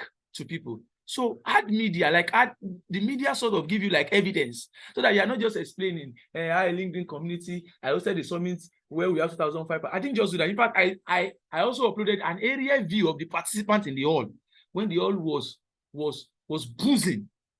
So that when I'm saying I hosted the summit where I had 2005, over 1,005 people in attendance, in the caption of that post, from the picture, somebody can easily see something that validates that. You should not be posting a picture that negates your caption. No, it's speaking volume about who you are. So your education is important. I've said that your education show first. You can see when Isaac viewed his profile, I saw something like Lagos State, maybe Lagos State University or Lagos State Polytechnic, I can't remember. When my profile was viewed, you see something like University of Lagos. Yes, so it shows part of your top card. So your education should be from the most recent to others, or the ones you want people to see first. If you have gone to Harvard Business School, for example, put it there. You can put it first because that's what people will see on your top card. Oh, Elijah have been to Harvard Business School. You know, people want to see that. So accomplishments, show your first list of honors and awards. Check my profile. You see, in fact, I didn't even put all the awards and honors, to be honest. But to the best my memory can serve me, because there were some I got recently I've not even added. But the one I've had even when I was in school, even as little as when I was in school, I was awarded the best personality in my faculty that year. That award is on my LinkedIn.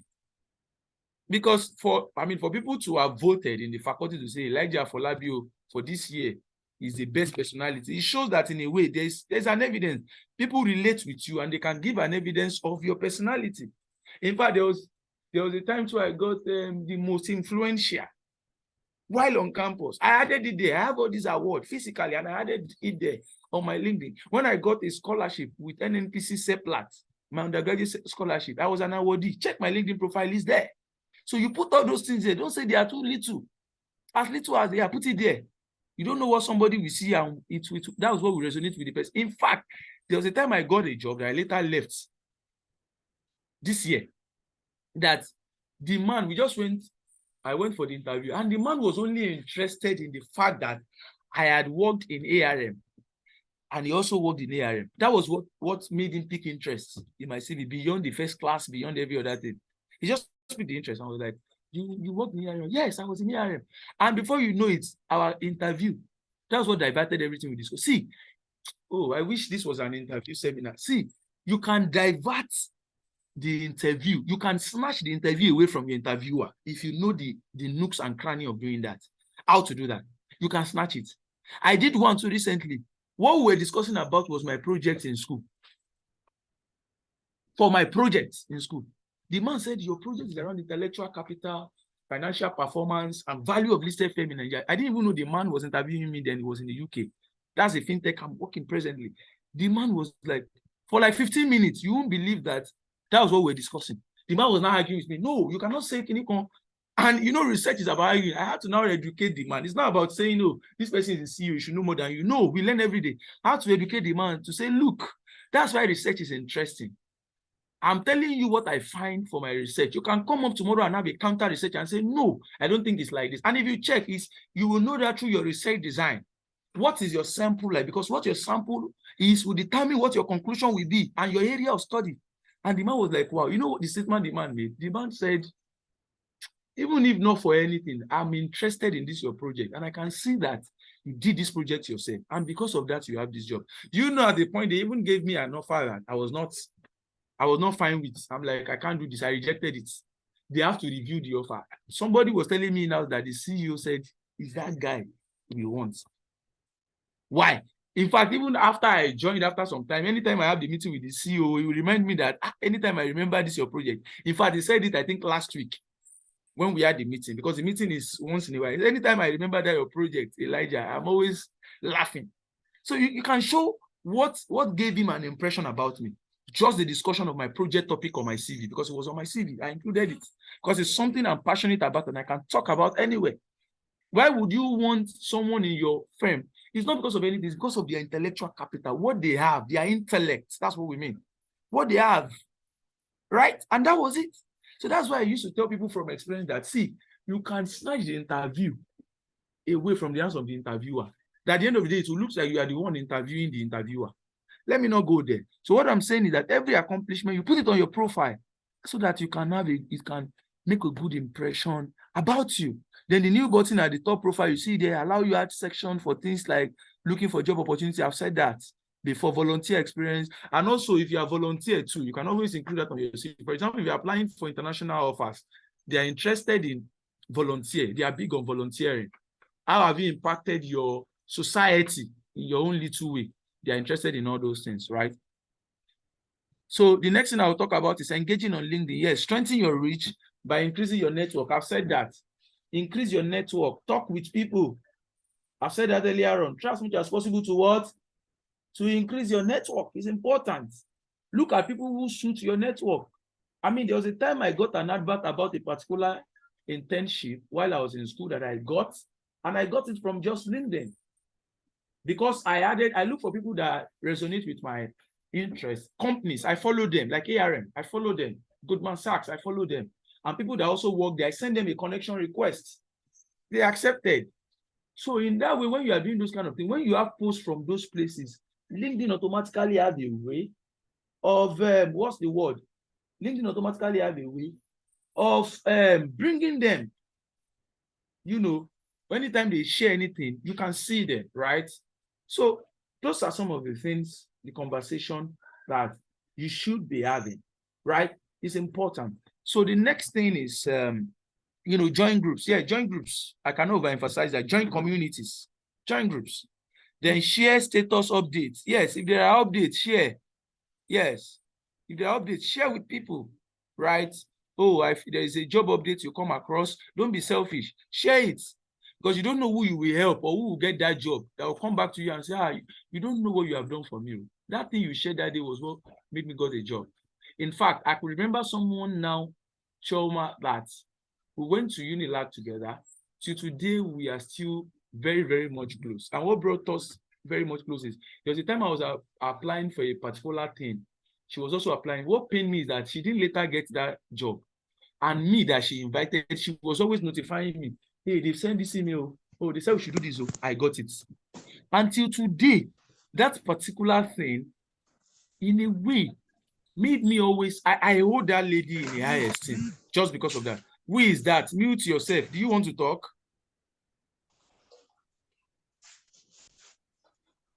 If you are not talking, please mute yourself. Raviu, Amza, Abu Bakar, mute yourself so that you don't affect the recording for those that are not here and will be listening to the recording. Right? So that's what brought me it made me hold that lady in the eyes, and we still talk today. Yeah. And thank God she's doing very well. So, I mean, that was just it. The job, she shared it with me, even when they shared everything, but she didn't later get it. I was not happy with that.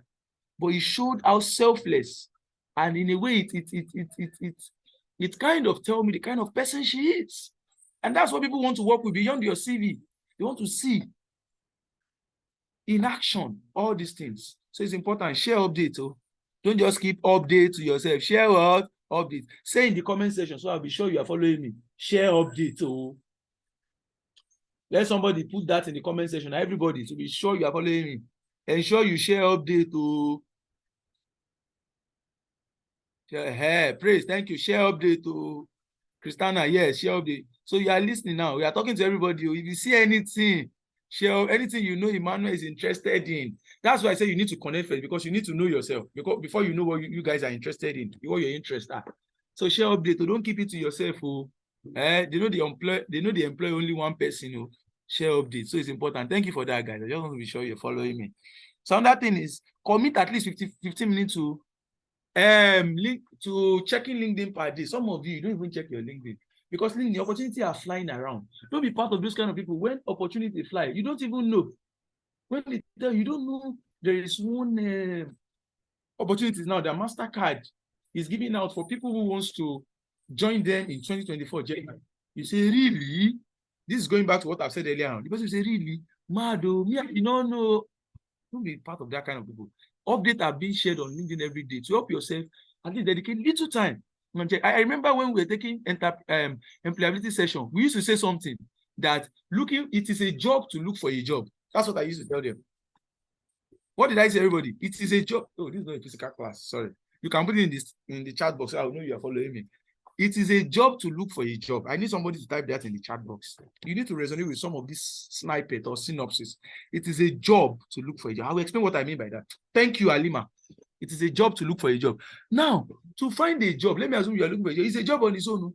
You have to always have data. So people say, why did you know? I don't have data. You know, it's 5 megabytes I used to manage. Sir, I know the economy is not friendly. But even if it is, I don't know how you do it. Ensure you always have data. It is a job. Yeah, somebody said that eats me up. Thank you, praise. It is a job to look for a job. Yes, because every time you have to make sure you're always online. LinkedIn, for instance, other platform, communities to see whether there are updates. It is a job. You don't know when you turn on your data 247. That's why I tell people your data should always be on 247. Maybe at night when you want to sleep. Say I'm managing data. Let me off it. When I see an update, after I see the update, quickly off it. 5 megabytes. I understand the economy, and I'm not trying to make jest of anybody. But what I'm saying is that it is a job to look for a job. It is a job to be reviewing your CV. When I'm looking for a job, for instance, I have, in fact, as I speak to you, I have more than 10 CVs. I'm not lying. No, don't get me wrong. More than 10 CV in the sense that when I'm applying for a firm and I have a master CV. In fact, I'm giving some of the things you need to pay for in a job employability session. Say, maybe I should not talk again. Let me off my mic and talk about what I'm paid for and what I'm here to do. Abby, let me off my mic. Let me off my mic and just talk about what I'm here for. Right? Somebody said, please talk, sir. Is it your talk? Talk, sir. It's not your talk. I'm not talking. Okay, I'm just joking. Let me just chip them in as they come. So somebody says share update Abego. Faith, are you talking to me? So what I didn't say now is an update I should share. You are using my word against me. You see this life, Faith, this life. You are using my word against me. I should share update too. No, just talk, sir. Okay, no problem. So what I used to tell, I have like 10 CVs. And I have a master CV. My master CV contains everything I have done, all the experience I've gathered in my life. Why all the other CV, anytime I now have to apply for a job, I go to my master CV, I now pick anything that is relevant to what I'm applying for. If I'm applying for please something, resend the attendance link. My network was so poor. okay, no issues. Saifat can hear that, they will share the attendance CV again, right? So somebody said, tell me how to write it. No, that's not the beginning of this session. In fact, that one is like a session of like 1 hour plus on its own, where we open every section of CV. I'm not here to do that because I must end this session or no before, let me say by 12, because I started early, right? And I'll just give you time to question. I may not be able to do that now. Maybe when there's a session on that, I'll talk about, but I'll give you just some snippets as they come to my head, right? So I was saying I have like 10 CVs. So if I'm applying for financial service, I go to my master's CV and pick anything that has to do with financial service, like investment or finance, anything I've had in the finance space, I put it there.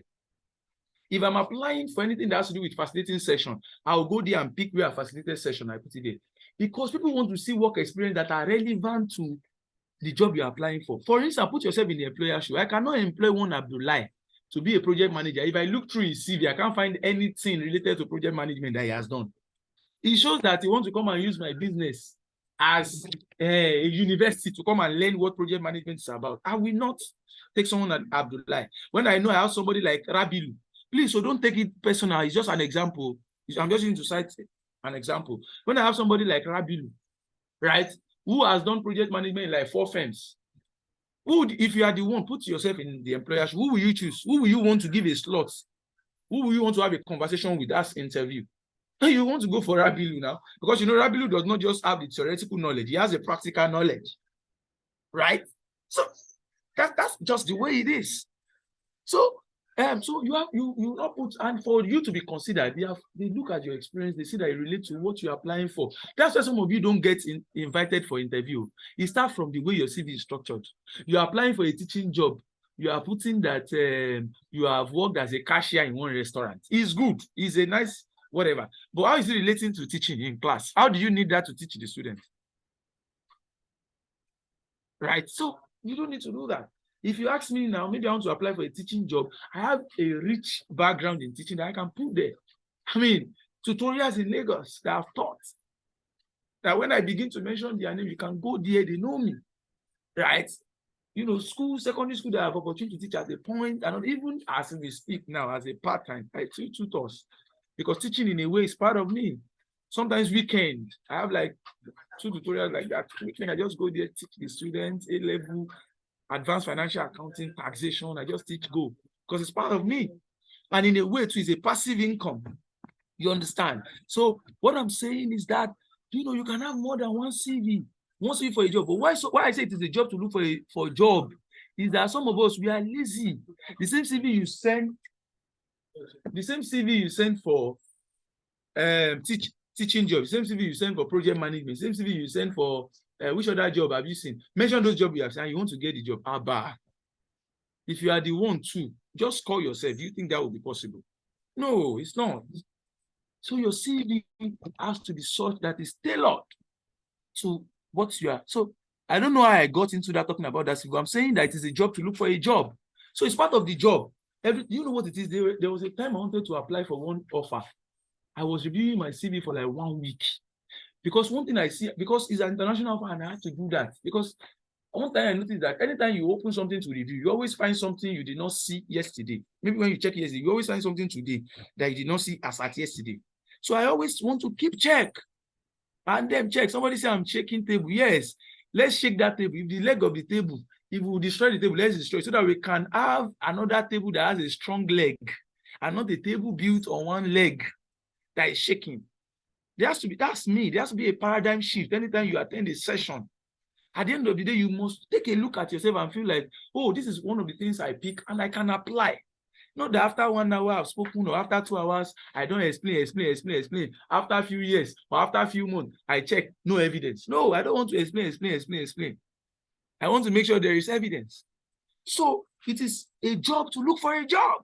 So part of it is that you devote your time. Sometimes the money you are even supposed to use to go and eat in Chicken Republic or the place, you go and use it to buy data because you have to be online 247 or to always check. Some of us, your LinkedIn, even in 2 weeks, you have not checked. Say, well, what are they doing in LinkedIn? Will they give me money? Okay. In 2 weeks, you have not checked. Somebody is repeating that your LinkedIn profile should be an online version of your. I can see that resonate with you, Alima. If I'm correct, this should be like the 2nd or 3rd time. Okay, I think it's an old message. Sorry.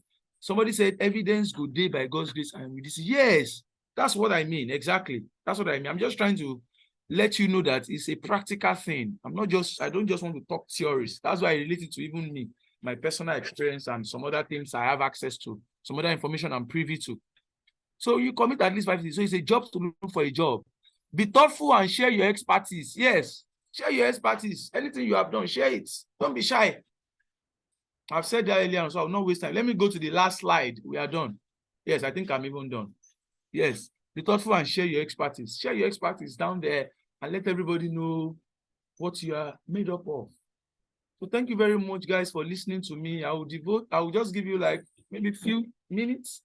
If you have a question, any question, please reach out. And like I said, my name is Elijah Folabi. You can check me up on LinkedIn as well. You can send a connection request. You can write a recommendation for me. And when you make a post on this session on what you have learned, if you tag me, I will see it. I will repost. I will like. And you can also write a recommendation for me on LinkedIn as well. If that is okay by you. So this is the Q&A session. If you have a question, please go ahead quickly.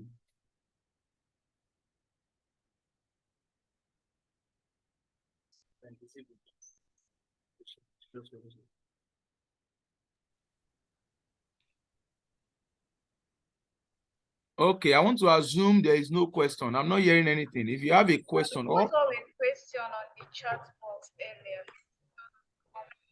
You put all the question on the chat box. Yes, sir. I can't see anything. Or maybe you should resend. But I will prefer you unmute yourself and ask the question. I was asking if you can guide us on how to optimize a page for a company. How to optimize a page for a company? How do you mean? Yes, please? to set up a page for a company. That's for business. Linking page for a business. Okay. What about that? I didn't get your question, please. Like if you can guide us on how to set up a page for a business and also how to use a sales navigator for advertisement. How to search for a company. on LinkedIn, how to optimize it How in to order to set place up a adverts. page for, yes, sir. Because your question is not clear to me. I don't know if you can make it clearer. What I'm asking is how to set up a page for your company, that is for business, On LinkedIn. on LinkedIn. Yes, you can always do that now. You can set up a page on LinkedIn. Although I'm aware that if you want to have a page and you want it to have the highest audience and all of that, I'm aware that you have to pay a fee or something. Yes, right. That's if it's for a business and all of that, right? Then how would you make sure if I get you correctly, how the business will have like some visibility, right?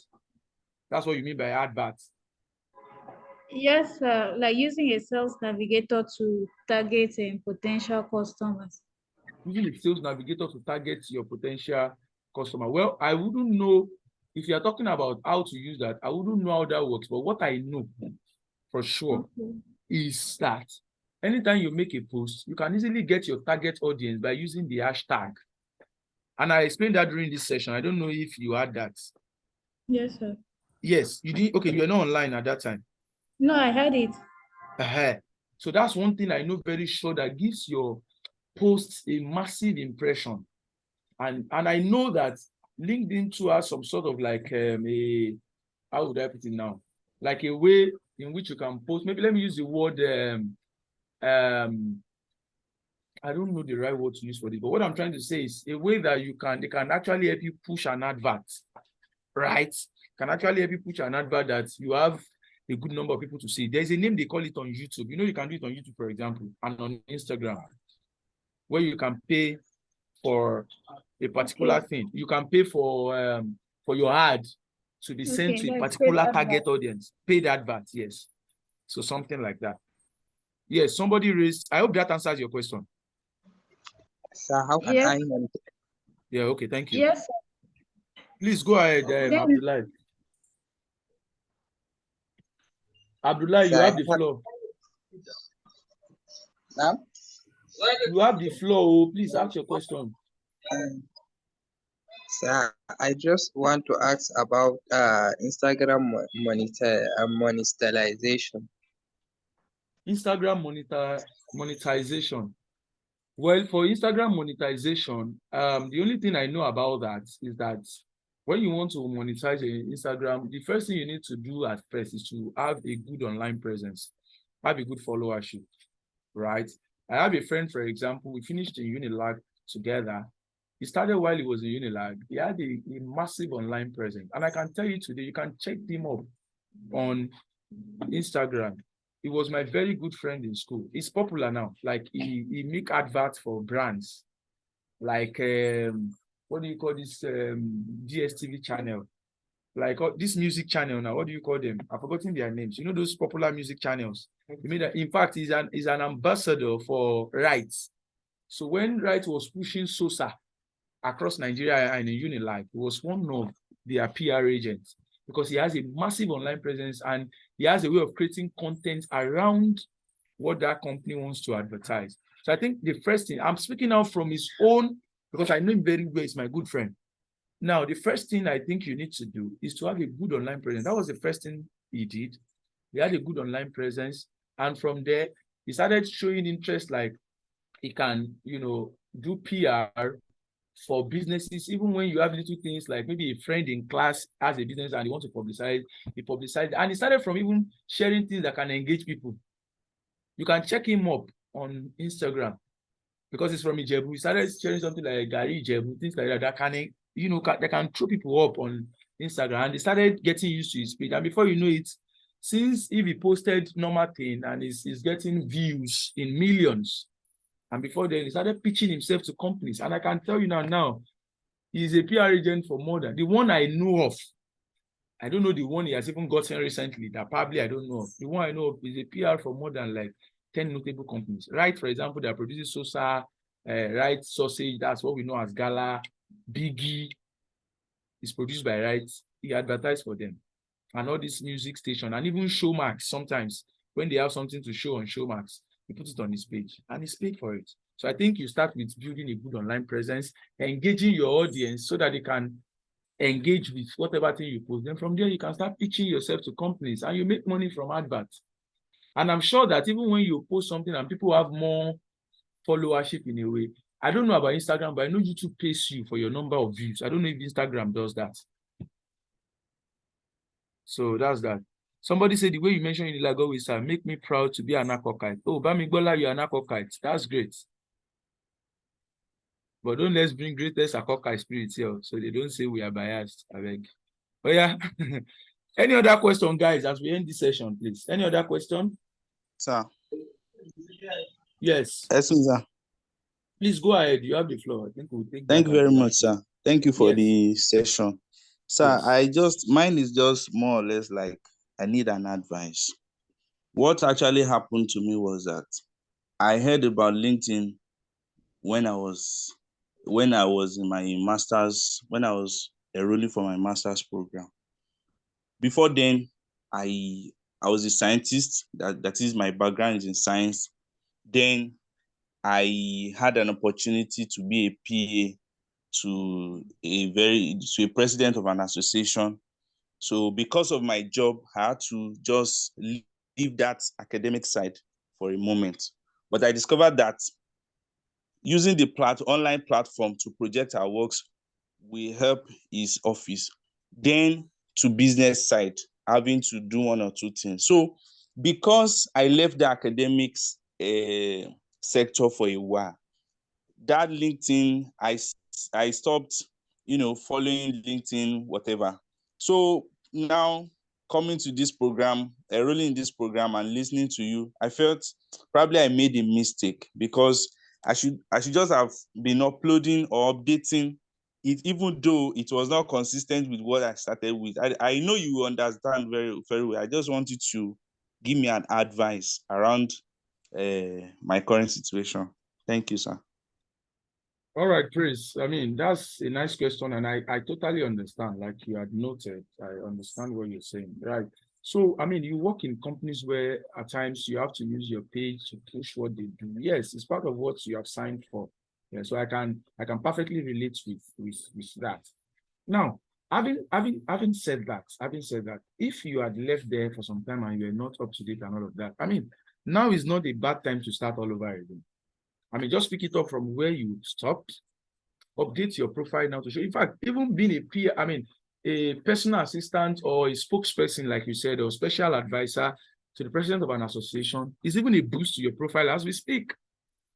Yes, because in fact, there was a time I was in a place, ACC, when we were seeking for sponsorship for the event I told you guys about, and I was opportunity to sit with the head of ACC in Nigeria, Mr. Tom Isivo. And he told me personally that he needed somebody who can help him manage. I mean, this was like about 1 year ago. He would have gotten someone, right? He needed somebody who can help him manage the social media, and including his LinkedIn, because he's very busy, as the head of ACC. That if I can send him 2 or 3 people that can do that, we appreciate that, blah, blah, blah, blah, blah, blah, and all of that. Now, if I want to do that now, if I go to LinkedIn, let me assume I don't have anything, and I go to LinkedIn to check, and I see, and I search for somebody who have done that. Looking at praise now, do you know your profile will come up first? Likely. And that way, I can just reach out to you. And maybe a few other people, I have their list, and I'll send it to the man. And in a way, you can even get the job. So what I'm saying is that even being a special advisor or a spokesperson, like you have said, is an advantage. So pick it up from where you stop, update your LinkedIn profile, and from now, try to be active. You can push a company's profile and whatever they do on your profile, it does not stop your own personal activity because it's your personal account. If your company posts something, you can repost. Everybody will see. But the reposting will just be part of your activity. When it's time for your own personal activity, you can post. Oh, I went to a summit over the weekend where they share this, we share this. Maybe you went to the platform, for example, that was hosted by the Covenant Nation, where the life of Taiwo really was there, Professor Patrick, whatever. You can share it. Personally, that's where your personal account, and you can also share your business, but it does not disturb anything. What matters is that all these things are being taken record of by the algorithm, and they have a way of working to your advantage in case anybody search for your name. I hope that answers your question, Chris.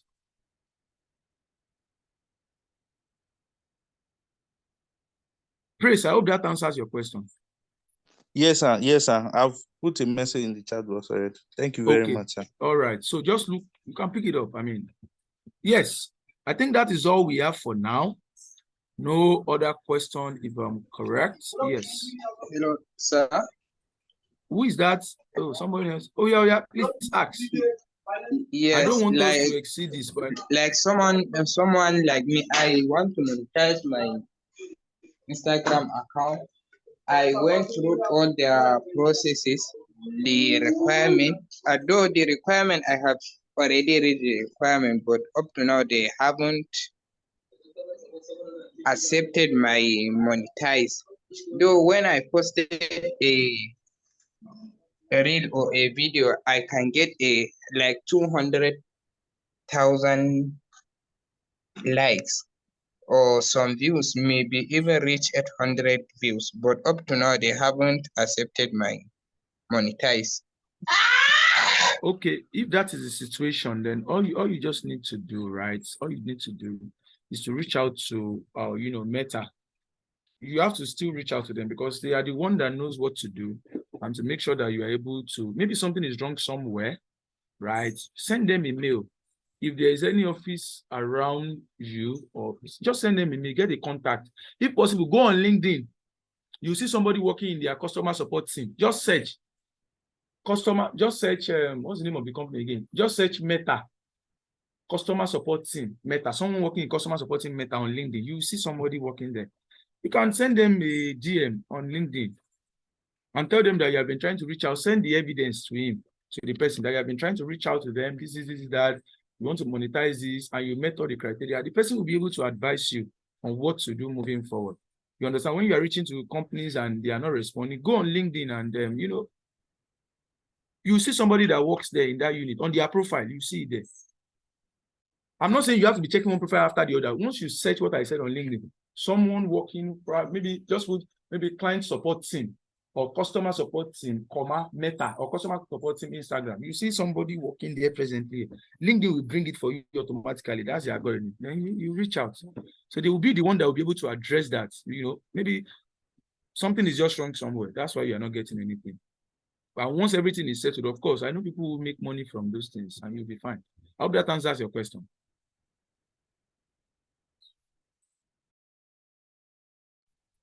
I hope that answers your question. I'm not sure if he's still on the call, if he can hear us. So, in the absence of no other questions, ladies and gentlemen, I appreciate you for listening to me and from being an amazing participant. I mean, at every time I call upon you to put something in the chat box, you're always there. I appreciate that. And don't forget everything I've told you before you leave this session or before this thing ends. Share, make sure you connect with each other. Have a time where all of you discuss, talk about your interests, and you never can tell whatever friend you make out of there. I mean, your network, I want to leave you with this. There's a saying that says that your network is your net worth. It's important. Your network is your net worth. Let anybody show you his net worth. If you open your eyes and you are able to see well, you will see that the net worth of that person is related to the network he has, to the network of people he has around him. So it's important. Get the best out of this. And my wish and hope for you is that you reach the peak of your career, right? So thank you very much for your time. Please, can you get this slide? This is my intellectual property.